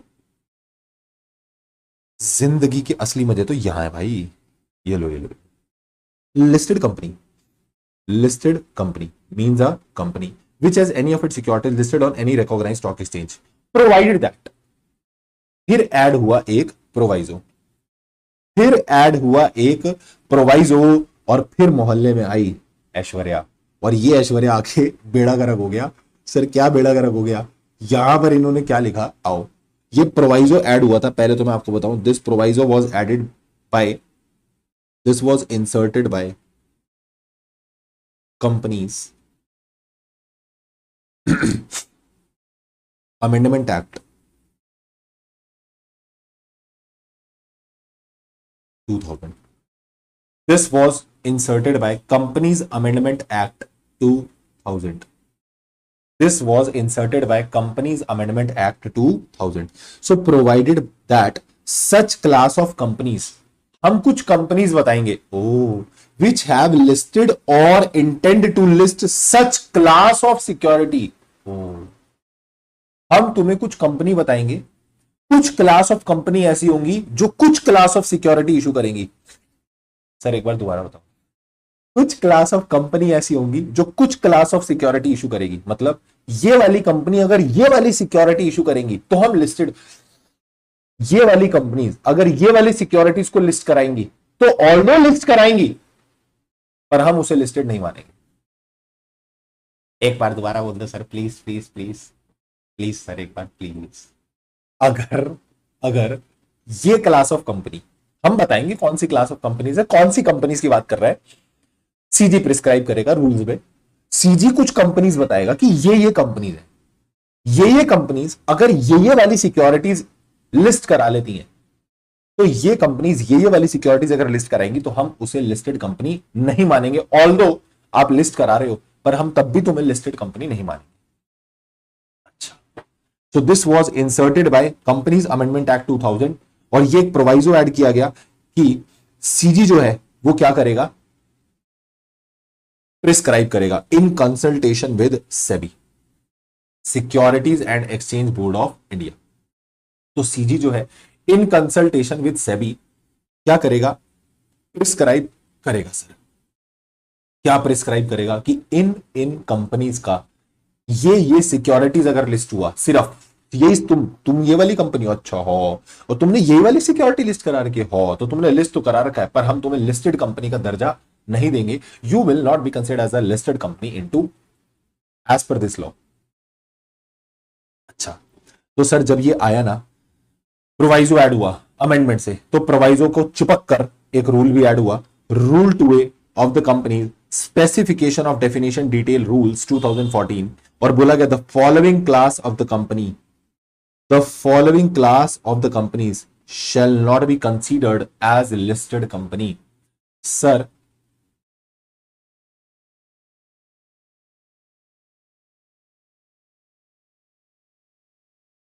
अरे सॉरी, 2000 लिखा क्या मैं, हे भगवान, हे हरिराम प्रेमानंद जगन्नाथम, ये क्या हुआ, 2020। 13 तो में तो एक्ट आया था, उसके बाद ही तो अमेंडमेंट आएगी। कह रहे वैसे ही ना जैसे मम्मी मुझे सीरियसली नहीं लेती ऐसे लॉ इनको सीरियसली ले रहा है। तुम ये वाली कंपनी हो, चला तुमने ये वाली सिक्योरिटी लिस्ट करवाई है, छी छी छी, तुम लिस्टेड नहीं हो, चलो। हे भगवान, कह रहे जैसे मम्मी मुझे सीरियसली नहीं लेती वैसे लॉ इनको सीरियसली नहीं ले रहा। बिल्कुल, जैसे हम लोग को बहुत सारे लोग सीरियसली लेते ना, लॉ इसको सीरियसली नहीं मान रहा है। लॉ बोल रहा है चलो निकल, पहली फुर्सत में निकल, और इनको लिस्टेड कंपनी नहीं माना जाएगा। ठीक है सर, कौन सी है मैं आपको पढ़ के दिखा देता हूं। यूं करके एकदम 200 की रफ्तार में ऐसे एकदम तेजी से आएगा, यूं करके निकल जाएगा, कुछ समझ में आएगा नहीं। सर क्यों? पढ़ के देख लो, फिर मैं उसको समराइज करके समझाऊंगा बहुत अच्छे से, ठीक है। Public company which have not listed their equity share on a recognized stock exchange but have listed their non-convertible debt security या non-convertible redeemable preference share या both. Private company which have listed their non-convertible debt security on basis of private placement. लो B वाला तो समझ में आ जाएगा। बोल रहा है अगर कोई प्राइवेट कंपनी है जिसने क्या लिस्ट कराया अपना नॉन कन्वर्टिबल डेट सिक्योरिटी, यही तो एक चीज थी जिसे वो लिस्ट करा सकता था। इधर देखो, प्राइवेट कंपनी के पास यही तो एक चीज थी सर जिसे वो लिस्ट करा सकता था, नॉन कन्वर्टिबल डेट, क्योंकि बाकी तो वो करा ही नहीं सकता, ये सब तो वो लिस्ट ही नहीं करा सकता। प्राइवेट कंपनी प्राइवेट प्लेसमेंट से यही तो लिस्ट करा सकता था। पब्लिक इशू से वैसे ही मना है किसी भी चीज का लाना, प्राइवेट प्लेसमेंट से इन सब चीजों का लाना अलाउड है, बट लिस्ट सिर्फ यही करा सकता है। तो पहले मैं बोलता था कि वो लिस्टेड कंपनी होती थी, अब वो लिस्टेड कंपनी नहीं मानी जाएगी। सो प्राइवेट कंपनीज जिन्होंने क्या लिस्ट कराया नॉन कन्वर्टिबल डेट, कैसे? प्राइवेट प्लेसमेंट से, तो ऐसी चीजों को हम क्या नहीं मानेंगे, ऐसी चीजों को हम क्या नहीं मानेंगे, लिस्टेड, ऐसी कंपनी को हम लिस्टेड कंपनी नहीं मानेंगे। एक चीज और बताता हूं, ए वाला मैं तो अभी समझाऊंगा, बी वाला तो इजी था तो मैंने समझा दिया साथ साथ। सी वाले में क्या लिखा है, कोई भी ऐसी पब्लिक कंपनी जिसने अपना इक्विटी शेयर इंडिया में तो लिस्ट नहीं करा रखा पर इंडिया से बाहर किसी ज्यूरिसडिक्शन में लिस्ट करा रखा है, जो ज्यूरिसडिक्शन 23 में दी गई है। सर पब्लिक कंपनी ने अपना इक्विटी शेयर इंडिया में तो लिस्ट नहीं करा रखा, इंडिया में लिस्ट नहीं करा रखा पर बाहर लिस्ट करा रखा है, बाहर लिस्ट करा रखा है इन अ ज्यूरिसडिक्शन जो कि दी गई है अंडर सेक्शन 23, तो ऐसी पब्लिक कंपनी को भी हम लिस्टेड कंपनी नहीं मानेंगे। पर मैं बता रहा हूं ये अभी कोई ज्यूरिसडिक्शन स्पेसिफाई करने बोला गया 23 के अंदर, पर अभी तक कोई स्पेसिफाई हुई नहीं है। तो सेक्शन 23 उठा के देखोगे वहां कोई ऐसी ज्यूरिसडिक्शन अभी नहीं लिखी हुई है फिलहाल के लिए, तो फिलहाल के लिए अभी सी पॉइंट सिर्फ लिखने में है, प्रैक्टिकल लाइफ में नहीं है, ठीक है। जब कभी कब कल को सीजी प्रिस्क्राइब कर देगा कि देखो ये वाली ज्यूरिसडिक्शन है, अगर तुमने इंडिया में इक्विटी शेयर लिस्ट नहीं कराया और यहां करा लिया तो हम तुम्हें लिस्टेड कंपनी नहीं मानेंगे। बट फिलहाल अभी कुछ भी प्रिस्क्राइब नहीं है तो मैं अभी कुछ भी नहीं कह सकता। Is it clear to you? Yes sir. तो बी और सी मुझे बहुत अच्छे समझ में आ गया। बी बोलता है अगर प्राइवेट कंपनी ने अपना नॉन कन्वर्टिबल डेट इशू करा, प्राइवेट प्लेसमेंट से इशू करा और उसे लिस्ट करा लिया, तो भी प्राइवेट कंपनी लिस्टेड नहीं मानी जाएगी। मेरे साथ एक बार दोबारा बोलो सारे ऐसे ही। सर अगर कोई प्राइवेट कंपनी है, बोलो अगर कोई प्राइवेट कंपनी उसने प्राइवेट प्लेसमेंट, वो नहीं बोल रहे तुमको कसम लगेगी भगवान की, बोलो अगर कोई प्राइवेट कंपनी है, अगर कोई प्राइवेट कंपनी है उसने प्राइवेट प्लेसमेंट से नॉन कन्वर्टेबल डेट इशू करा, उसे लिस्ट करा लिया, तो अगर उसे लिस्ट करा लिया तो भी उसे आप क्या नहीं करोगे, तो भी उसे आप क्या नहीं करोगे, लिस्टेड कंपनी नहीं मानोगे। Okay sir. सर इतना सब कैसे याद रहता है आपको? तुमको भी हो जाएगा यार, पढ़ोगे तो तुमको भी हो जाएगा। You people are the brilliant people on the अर्थ।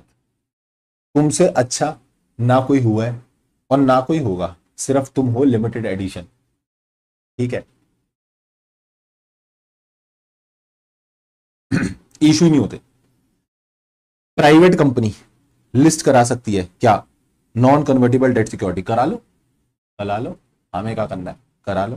पर करवा भी लोगे ना तो हम उसे क्या नहीं मानेंगे, लिस्टेड कंपनी नहीं मानेंगे। Then it means if a private company has listed its non-convertible debt securities by the way of private placement which was issued by the way of private placement, even in that case the private company, such private company shall not be considered as a listed company। उसको हम तब भी listed नहीं मानेंगे। अच्छा public वाले पे आओ सर, थोड़ा पब्लिक वाला मुझे लोचेबाज लग रही है। ये पब्लिक वाला क्या ड्रामा बोलना चाह रहा है, इधर आओ मैं बताता हूँ पब्लिक वाला क्या बोलना चाह रहा है।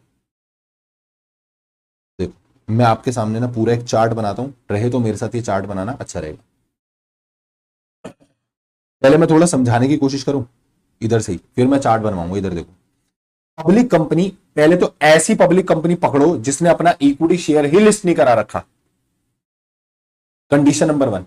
दैट पब्लिक कंपनी जिसने इक्विटी शेयर लिस्ट ही नहीं करा रखा और वो ये और ये या ये दोनों लिस्ट कराती हैं, और ये दोनों कैसे इशू करके, प्राइवेट प्लेसमेंट से करके। देखो मैं तुमको बोल रहा हूं, फिर बोल रहा हूं, पब्लिक कंपनी अगर पब्लिक इशू से कुछ भी इशू लेकर आएगी, इक्विटी लाए, कन्वर्टेबल लाए, नॉन कन्वर्टेबल लाए, मैं कह रहा हूं कुछ भी लाए, उसमें तो लिस्टिंग मैंडेटरी होती है, उसके पास ऑप्शन होता ही नहीं है, उसके पास ये ऑप्शन होता ही नहीं है कि वो लिस्ट कराए या ना कराए। सेक्शन 29 लिस्टिंग इज मैंडेटरी, ये रहा।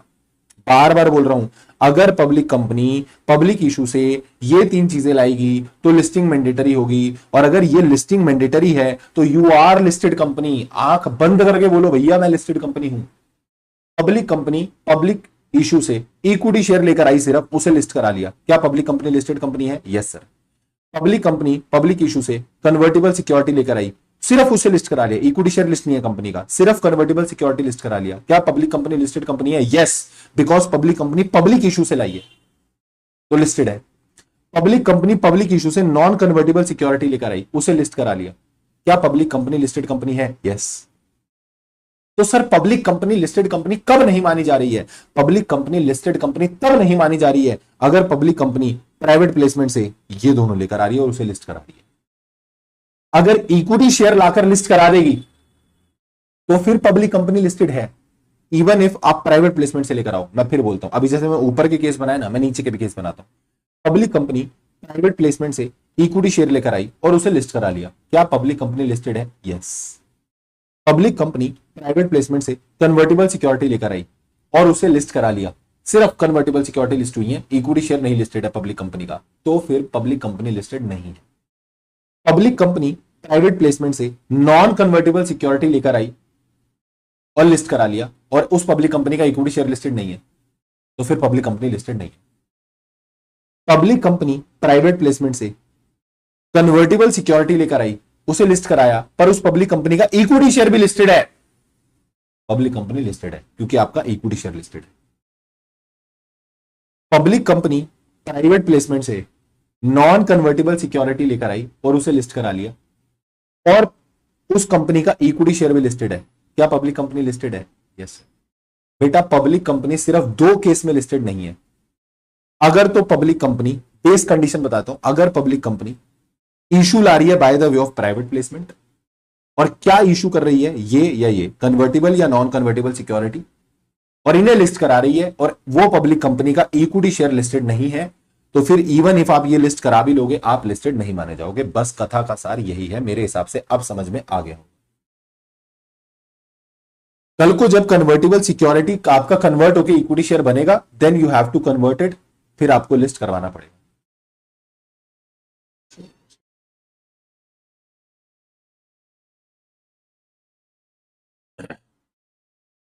पब्लिक कह रहे कल को सर ये भी तो कन्वर्ट होके उसमें कन्वर्ट हो जाएगा इक्विटी शेयर में, तो इनको भी रेस्ट्रिक्ट करो। इनको क्यों रेस्ट्रिक्ट करोगे? पब्लिक कंपनी की डेफिनेशन में रेस्ट्रिक्शन कहां थी? पब्लिक कंपनी की डेफिनेशन में रेस्ट्रिक्शन कहां थी? 271 में रेस्ट्रिक्शन कहां थी? पब्लिक कंपनी का शेयर तो फ्रीली ट्रांसफरेबल होता है, तो इस पे कोई रेस्ट्रिक्शन थोड़ी है। कल को हो जाएगा कन्वर्ट, क्या दिक्कत है?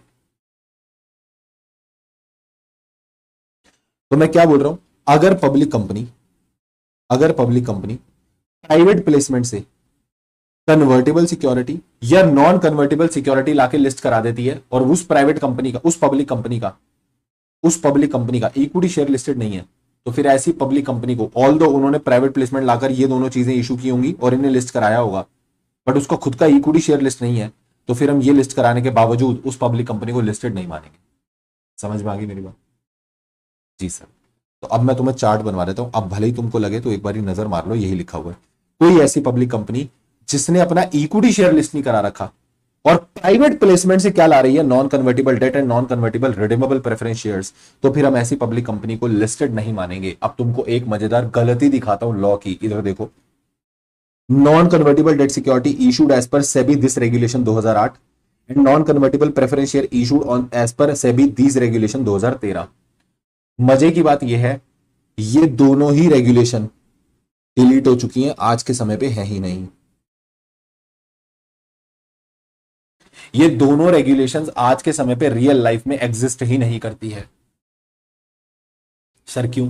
इन दोनों रेगुलेशंस को, पहले ये दोनों अलग अलग हुआ करती थी, डिवेंचर के लिए अलग होती थी, ये आईसीडीआर रेगुलेशन, ये लिस्टिंग ऑफ डेट, आईसीडीआर कह रहा हूं, लिस्टिंग ऑफ डेट 2008, और इसका non convertible preference share एनसीपीएस regulation 2013, दो अलग अलग रेगुलेशन होती थी।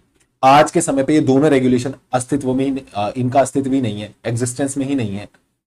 सर क्यों? इन दोनों को डिलीट कर कर एक नई रेगुलेशन आ गई है, NCS regulation 2021, SEBI NCS regulation 2021, non convertible security, debenture और प्रेफरेंस शेयर को मिला दिया और मिलाकर एक नई रेगुलेशन लेकर आए हैं, SEBI non convertible securities regulation 2021, SEBI non convertible securities regulation issue of NCS regulation 2021, और अभी तक लॉ ने यहां पर चेंज ही नहीं करा है। मुझे नहीं पता क्यों, सोए हुए हैं, पता नहीं कब जागेंगे, बट मैं तुमको बता रहा हूं फ्यूचर में पक्का एक अमेंडमेंट आने वाली है, यहां ये नाम चेंज होंगे और सब्सटीट्यूट किया जाएगा with issue of NCS regulation, क्योंकि ये नहीं है। सर हम पेपर में क्या करके आए, हम एनसीएस लिख के आए या ये लिख के आए? अभी अपने मॉड्यूल में भी ये लिखा हुआ है, लॉ में भी ये लिखा हुआ है, तो यही लिखना है।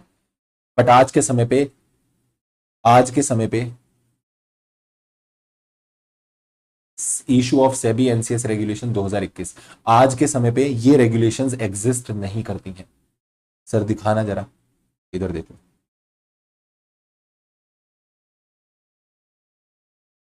ये सेबी लीगल रेगुलेशंस में गया मैं, सेबी ने जितनी रेगुलेशंस इशू करी है ना, वो आपको यहां मिल जाएंगी पूरी लिस्ट सारी, आईसीडीआर, एलओडीआर, टेक ओवर, ये वो, इनसाइडर ट्रेडिंग, सब रेगुलेशन यहां पे है।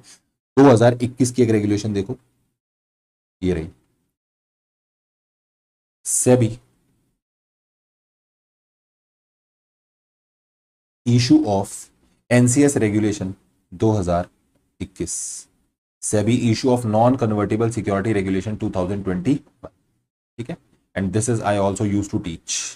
तो ये रेगुलेशन चेंज हो चुकी है, आई डोंट नो, मिनिस्ट्री ने अभी तक चेंज नहीं किया है। अगर मैं देखूं तो MCA, ministry of corporate affairs, चलो भाई चलो, एक्ट एंड रूल्स, चलो भैया चलो, एक्ट पे आओ, कंपनीज एक्ट पे आओ, चैप्टर नंबर 1 पे आओ, 2 में डेफिनेशंस पे आओ, 2 क्लॉज 52 पे आओ,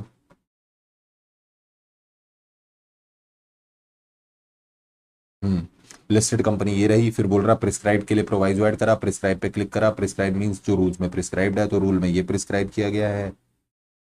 ओहो, आ रहा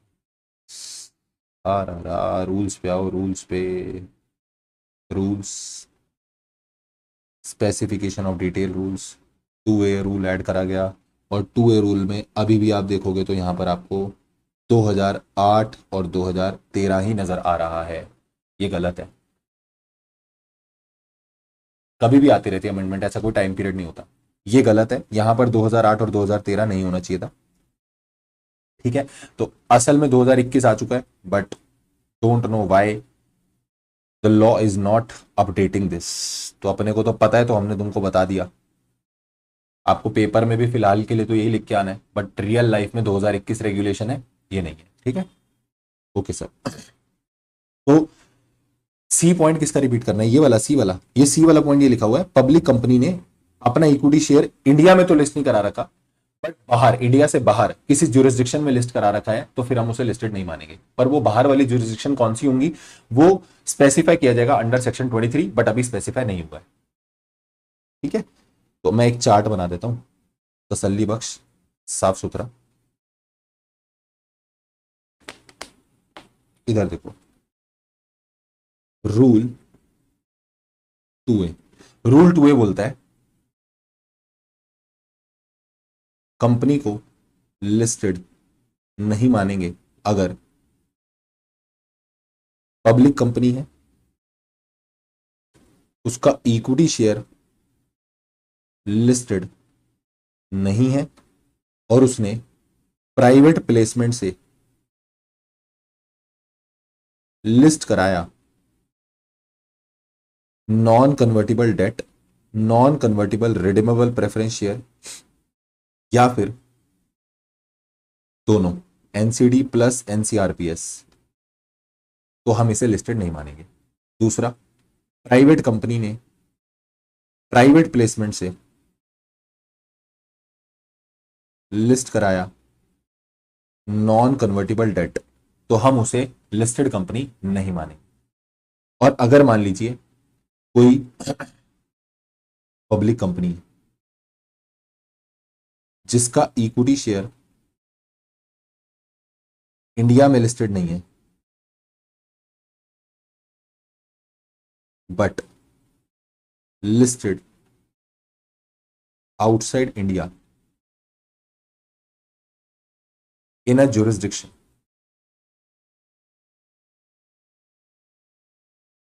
स्पेसिफाइड अंडर सेक्शन 23 सबसेक्शन 3, तो हम उसे लिस्टेड कंपनी नहीं मानेंगे। तो सर कब कब लिस्टेड नहीं माना जाएगा? कब कब लिस्टेड नहीं माना जाएगा? लो, फटाफट से टीप लो। कब कब लिस्टेड नहीं माना जाएगा? अगर पब्लिक कंपनी का इक्विटी शेयर लिस्टेड नहीं है और प्राइवेट प्लेसमेंट से लिस्ट करा लेती है, क्या एनसीडी या एनसीआरपीएस या दोनों, तो लिस्टेड नहीं माने जाओगे। 3 केस तो ये हो गए। केस नंबर 4 हो गया, प्राइवेट कंपनी प्राइवेट प्लेसमेंट से लिस्ट कराती है नॉन कन्वर्टेबल डिबेंचर, तो भी लिस्ट नहीं माने जाओगे। और लास्ट केस हो गया कि अगर पब्लिक कंपनी का इक्विटी शेयर इंडिया में लिस्टेड नहीं है बट इंडिया से बाहर लिस्टेड है, तो फिर उस कंपनी को भी क्या नहीं माना जाएगा? लिस्टेड नहीं माना जाएगा। Is it clear to you? Is it clear to you? बोलो बोलो बोलो बोलो।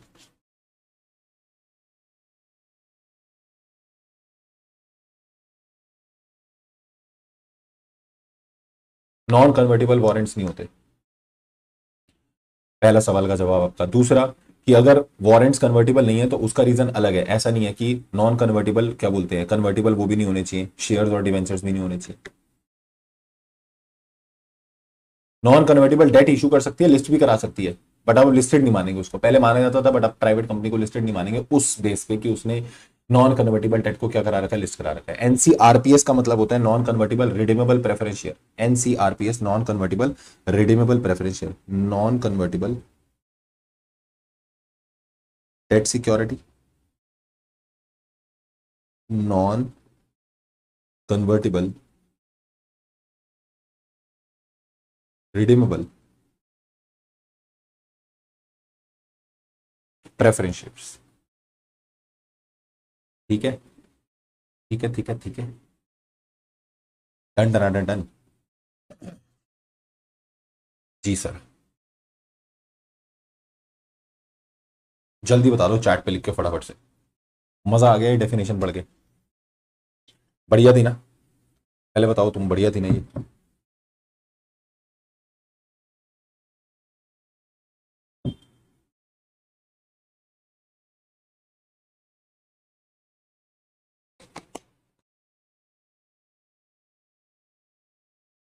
आज दिमाग की बत्ती जल गई तुम्हारी यानी? खतरनाक एकदम।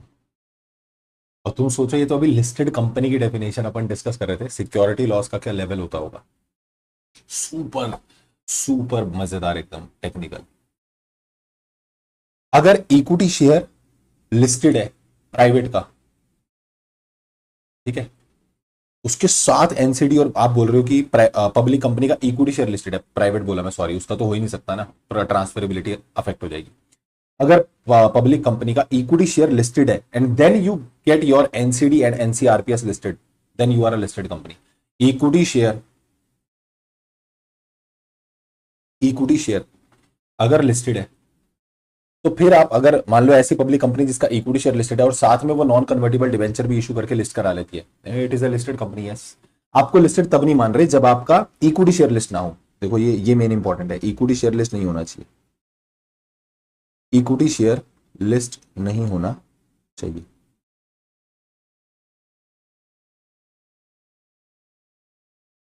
आपका इक्विटी शेयर लिस्ट नहीं होना चाहिए।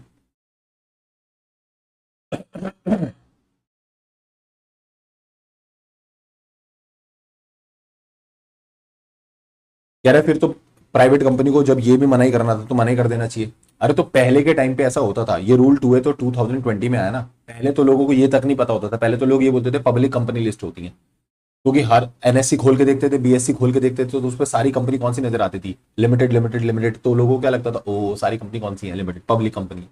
तो लोगों को तो ये उनका क्या बोलते हैं, अवधारणा बन चुकी थी कि प्राइवेट कंपनी तो लिस्ट होती नहीं है, पब्लिक कंपनी लिस्ट होती है। बट पहले तो लॉ जिनको पता वो तो ये बोल रहे हैं ना, प्राइवेट कंपनी भी लिस्ट हो सकती थी क्या, अपना नॉन कन्वर्टेबल डेट लाके लिस्ट करा के, वो भी हो सकती थी।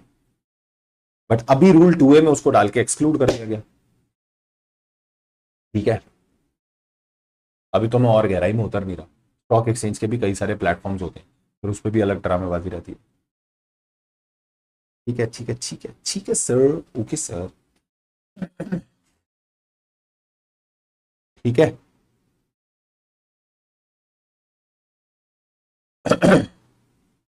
Done done done done. जल्दी बोलो। चलो आगे, चलो आगे, बताओ यार। चले चले चले चले चले, चले सर, चले सर, चले सर, चले चले, जी सर, जी सर, जी sir, yes sir, yes sir, yes sir.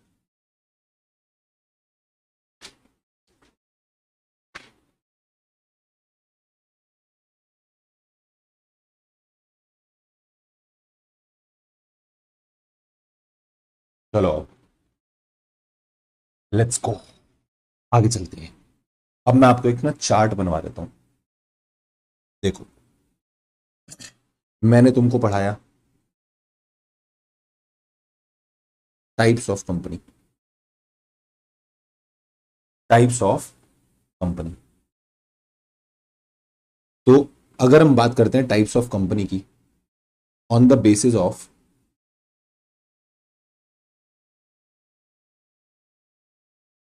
Registration,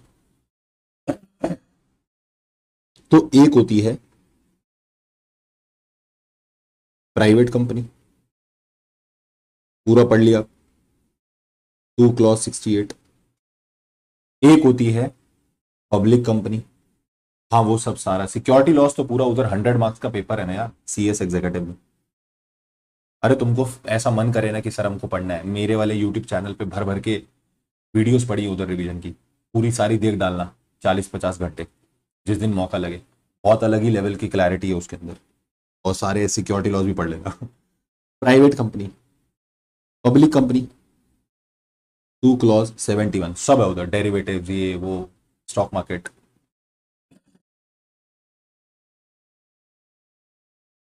ठीक है, प्राइवेट कंपनी, पब्लिक कंपनी। अरे ऐसा कुछ नहीं है, सब सब स्कोप है, सारी गेम पता है नॉलेज की है। ऐसा कुछ नहीं होता कि इसमें स्कोप नहीं है, उसमें स्कोप नहीं है, सारी गेम नॉलेज की है। और उधर लॉ इतना भर भर के है। ठीक है, अब मैं बोला ना ये सब चीजें CA में फाइनल में आती थी, उधर एग्जीक्यूटिव में आ जाती हैं।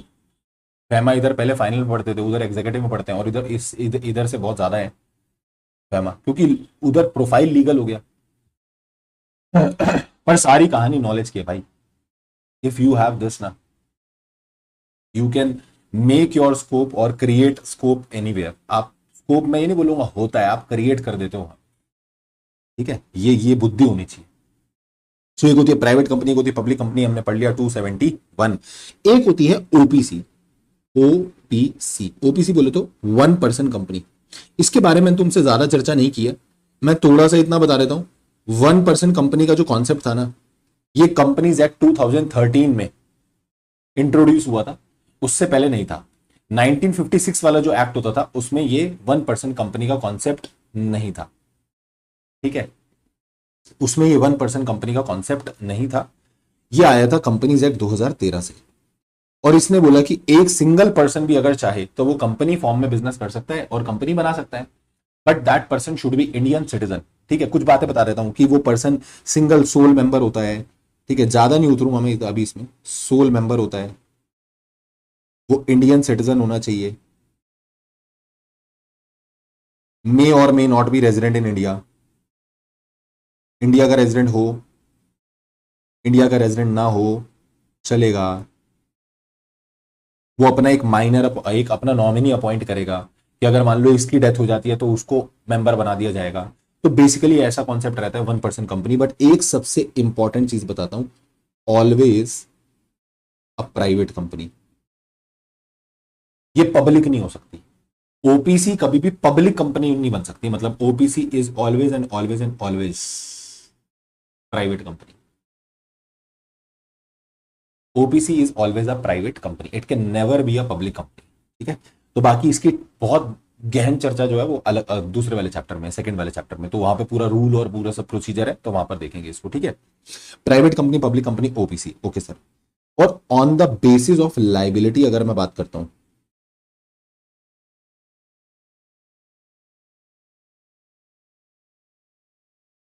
On the basis of liability, तो यहां भी कंपनी 3 टाइप की होती है। एक होती है कंपनी लिमिटेड बाय शेयर्स, एक होती है कंपनी लिमिटेड बाय गारंटी। और एक होती है company, yes I know him very well. एक होती है कंपनी लिमिटेड बाय शेयर्स, एक होती है कंपनी लिमिटेड बाय गारंटी, और एक होती है unlimited company.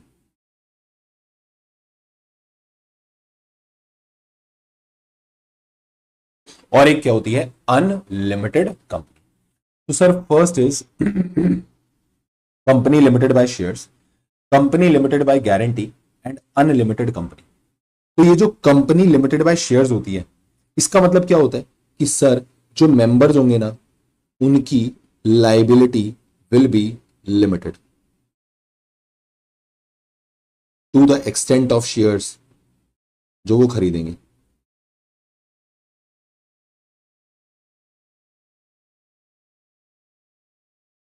To the extent of shares they buy, यानी कि सर जो मेंबर्स होंगे ना, उनको सिर्फ कितने पैसे देने हैं जितने आपने शेयर्स खरीदे। Your liability is limited to the extent of share.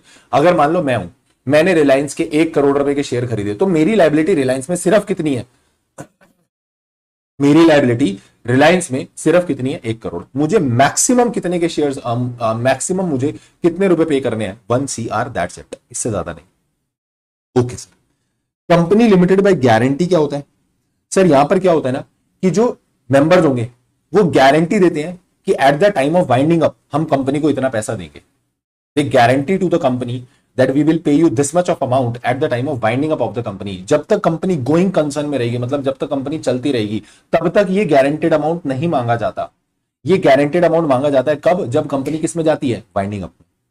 और अनलिमिटेड कंपनी का मतलब होता है सर ऐसी कंपनी जिसमें मेंबर्स की लाइबिलिटी अनलिमिटेड होगी, जिसमें मेंबर्स की लाइबिलिटी अनलिमिटेड होगी। सर क्या कंपनी इंडिया में अनलिमिटेड कंपनी बनती है, क्योंकि हमने तो हमेशा यही सुना है कि कंपनी में तो लाइबिलिटी लिमिटेड होती है, इसीलिए तो कंपनी फॉर्म में आते हैं लोग।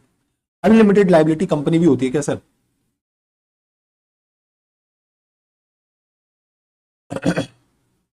क्या सर अनलिमिटेड लाइबिलिटी भी होती है क्या, या नहीं?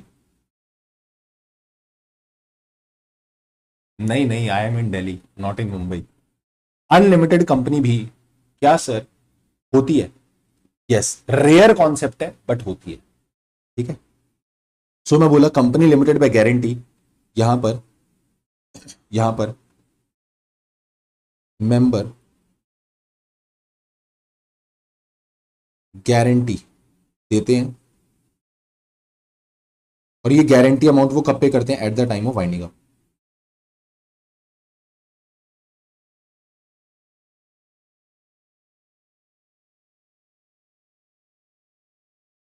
कब पे करते हैं, winding up. Dividend paid up value पे मिलता है, फेस वैल्यू पे। बात करेंगे, पेड अप वैल्यू बोला मैं, डिविडेंड किस में मिलता है, फेस वैल्यू पे। डिविडेंड बीच में ना लाओ अभी। तो मेंबर्स गारंटी अमाउंट पे करेंगे eight the time of winding up. अच्छा एक चीज और बताता हूं, इसमें भी ना दो होती हैं, विद शेयर कैपिटल और विदाउट शेयर कैपिटल। जो विद शेयर कैपिटल होता है क्या बोला मैं, विद शेयर कैपिटल होता है, यानी इसमें शेयर भी है और गारंटी अमाउंट भी है, तो यहां मेंबर्स की लाइबिलिटी ड्यूअल हो जाती है, here dual liability of member. Member की लाइबिलिटी ड्यूअल होगी, वो शेयर कैपिटल का अमाउंट भी देगा और गारंटी अमाउंट भी देगा। बट विदाउट शेयर कैपिटल है, तो यहां पर ओनली गारंटी अमाउंट देगा, वो भी कब, वाइंडिंग अप के समय पे। अब दिमाग में एक सवाल आ गया होगा, सर एक बात बताओ, आप बोल रहे हो कंपनी लिमिटेड बाय गारंटी है, वो भी without share capital, not having share capital. अब विदाउट शेयर कैपिटल है और आप बोल रहे हो गारंटी अमाउंट आएगा वाइंडिंग अप के समय पे, तो जब कंपनी चलेगी वो काम कैसे करेगी, वो फंड्स कहां से लेके आएगी? तो इसी पे मैंने एक शॉर्ट भी बनाया था कि अगर कोई गारंटी कंपनी होती है और वो भी विदाउट शेयर कैपिटल होती है, तो उसके पास तो शेयर होते ही नहीं, तो फिर पैसा कहां से आएगा, क्योंकि गारंटी अमाउंट तो वाइंडिंग अप के समय आता है। तो during the life time of the company जो बिजनेस चल रहा है, वो पैसा कहां से आ रहा है, तो वो पैसा आता है लोन से, डेट से। तो वो ये कंपनी पैसा उठाती है डेट्स वगैरह से। ठीक है। इसमें भी दो केस होते हैं, विद शेयर कैपिटल और विदाउट शेयर कैपिटल। ऐसी अगर मैं बात करूं अनलिमिटेड कंपनी की, तो इसमें भी दो केस रहते हैं, विद शेयर कैपिटल और without share capital. With share capital और without share capital, same concept वहां पे भी है। सर एक बात बताओ, ये कोई अनलिमिटेड कंपनी जो आप बोल रहे हो, क्या इसका कोई एग्जाम्पल है क्या? ऐसी कोई कंपनी है रियल लाइफ में जो आप ये बोल रहे हो? क्या ऐसी कोई कंपनी है रियल लाइफ? तो यस सर, ऐसी भी एक कंपनी है, देखो कौन सी। इस कंपनी का नाम है discovery communications India is the company जो अनलिमिटेड कंपनी है, जो अनलिमिटेड कंपनी है, यानी यहां मेंबर्स की लायबिलिटी क्या रहेगी? लिमिटेड। लिमिटेड बाय शेयर्स में विदाउट, ओए लल्लू पिटना है क्या तूने मेरे से? मतलब या तो तू खुद को एक थप्पड़ मार ले या मैं तेरे को वहां आके मारूं। कह रहे लिमिटेड बाय शेयर्स में विदाउट शेयर कैपिटल नहीं होता क्या? लल्लू मतलब दिमाग से थोड़ा सा पैदल है। लिमिटेड बाय शेयर्स है ना वो, जब कंपनी लिमिटेड बाय शेयर्स होगी उसमें विदाउट शेयर कैपिटल कैसे होएगा?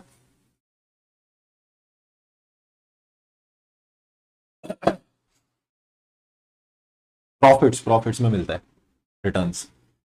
एक चीज और पूछूं, ऐसी अभी दिमाग में आई मस्त एकदम, पूछूं? आप बोल रहे हो यार विदाउट शेयर कैपिटल है, ठीक है, गारंटी अमाउंट में, गारंटी अमाउंट पे होगा at the time of winding up, तो ठीक है चलो, during the life time debt से पैसा आता रहेगा, कंपनी चलती रहेगी। तो यहां पर विदाउट शेयर कैपिटल है, रजिस्टर ऑफ मेंबर बनेगा, आरओएम बनेगा, रजिस्टर ऑफ मेंबर, क्योंकि शेयर कैपिटल तो है ही नहीं, शेयर कैपिटल ही नहीं है तो शेयर नहीं है, शेयर नहीं है तो मेंबर नहीं है। बट वो लोगों ने गारंटी अमाउंट देने का वादा किया, आरओएम बनेगा, रजिस्टर ऑफ मेंबर बनेगा, और अगर रजिस्टर ऑफ मेंबर बनेगा तो उसमें नाम किसका आएगा? फाइनल में अभी कुछ नहीं ना, अतुल। आरओएम बनेगा, और अगर आरओएम बनेगा तो उसमें नाम किसका आएगा?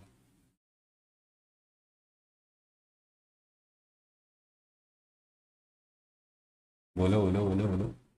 सर यार ऐसे सवाल मत लेके आया करो आप यार, हमको ऐसा लग रहा होता है बस हमें लो आ गया आ गया आ गया आ गया, बस हम बिल्कुल एकदम यहीं पे होते हैं कि हमें लो आ गया आ गया आ गया आ गया आ गया आ गया आ गया, एकदम से आप ऐसे करते हो तो बिल्कुल ऐसा भरोसा टूट जाता है हमारा। Answer is ROM, answer is ROM,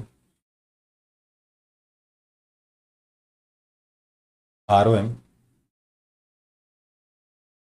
बनेगा या नहीं बनेगा? रजिस्टर ऑफ मेंबर बनेगा या नहीं बनेगा? अगर मान लो कंपनी लिमिटेड बाय गारंटी है और विदाउट शेयर कैपिटल है, शेयर कैपिटल तो है नहीं, तो रजिस्टर ऑफ मेंबर बनेगा या नहीं बनेगा? Answer is register of member बनेगा या नहीं बनेगा, जल्दी बताओ। Answer is register of member नहीं बनेगा, या बनेगा या नहीं बनेगा? Answer is register of member नहीं बनेगा, ऐसा कहना गलत है, answer is register of member बनेगा। सर यहां पर भी आरओएम बनता है, और आरओएम में नाम, आरओएम में नाम आता है किसका? वही गारंटर्स का, जिन्होंने गारंटी अमाउंट देने का वादा किया होता है, तो वही लोग मेंबर्स हैं एक तरीके से, ठीक है, उनका नाम आता है। डन डन डन डन, बोलो ना हाँ। हाँ sir, okay sir, okay sir, okay sir, ठीक है, क्लियर होगी कहानी, एकदम मस्त समझ में आ गया सब कुछ? जल्दी बताओ, जल्दी बोलो जल्दी बोलो। डन डना डन डन, डन डना डन डन, जल्दी बोलो, अपन ट्रेंड चेंज कर देंगे, नहीं? क्लियर एकदम, मस्त, everything is clear to you? Full एकदम क्लियर है, बढ़िया एकदम, मजा आया? चलो, तो जितने टॉपिक मुझे आज कराने थे, मैंने बोला था एक छोटी सी क्लास में लूंगा, ज्यादा बड़ी क्लास में नहीं लूंगा, तो आई हैव प्रॉमिस्ड यू कि मैं छोटी क्लास लूंगा, तुम लोग माने, अच्छा लगा मुझे कि तुम लोग आए। रक्षाबंधन वाले दिन तुम सुबह मुझसे बैठ के पढ़ रहे हो, so this is the beauty of this course, कि हम भाई, this is the ultimate dedication what you people have to carry always with you, ठीक है? ऐसे ही पढ़ाई करते रहो अच्छे से, एंड सुपर डुपर जल्दी you will get that title and you will get that prefix जिसके लिए अपन ये मेहनत कर रहे हैं। ठीक है, चल तो आज की कक्षा को यहीं पर विराम देते हैं। This is all for today from my side. Thank you so much, take care, tata, bye bye, and keep working very very hard as someone somewhere is waiting for your success. Thank you so much, bye bye.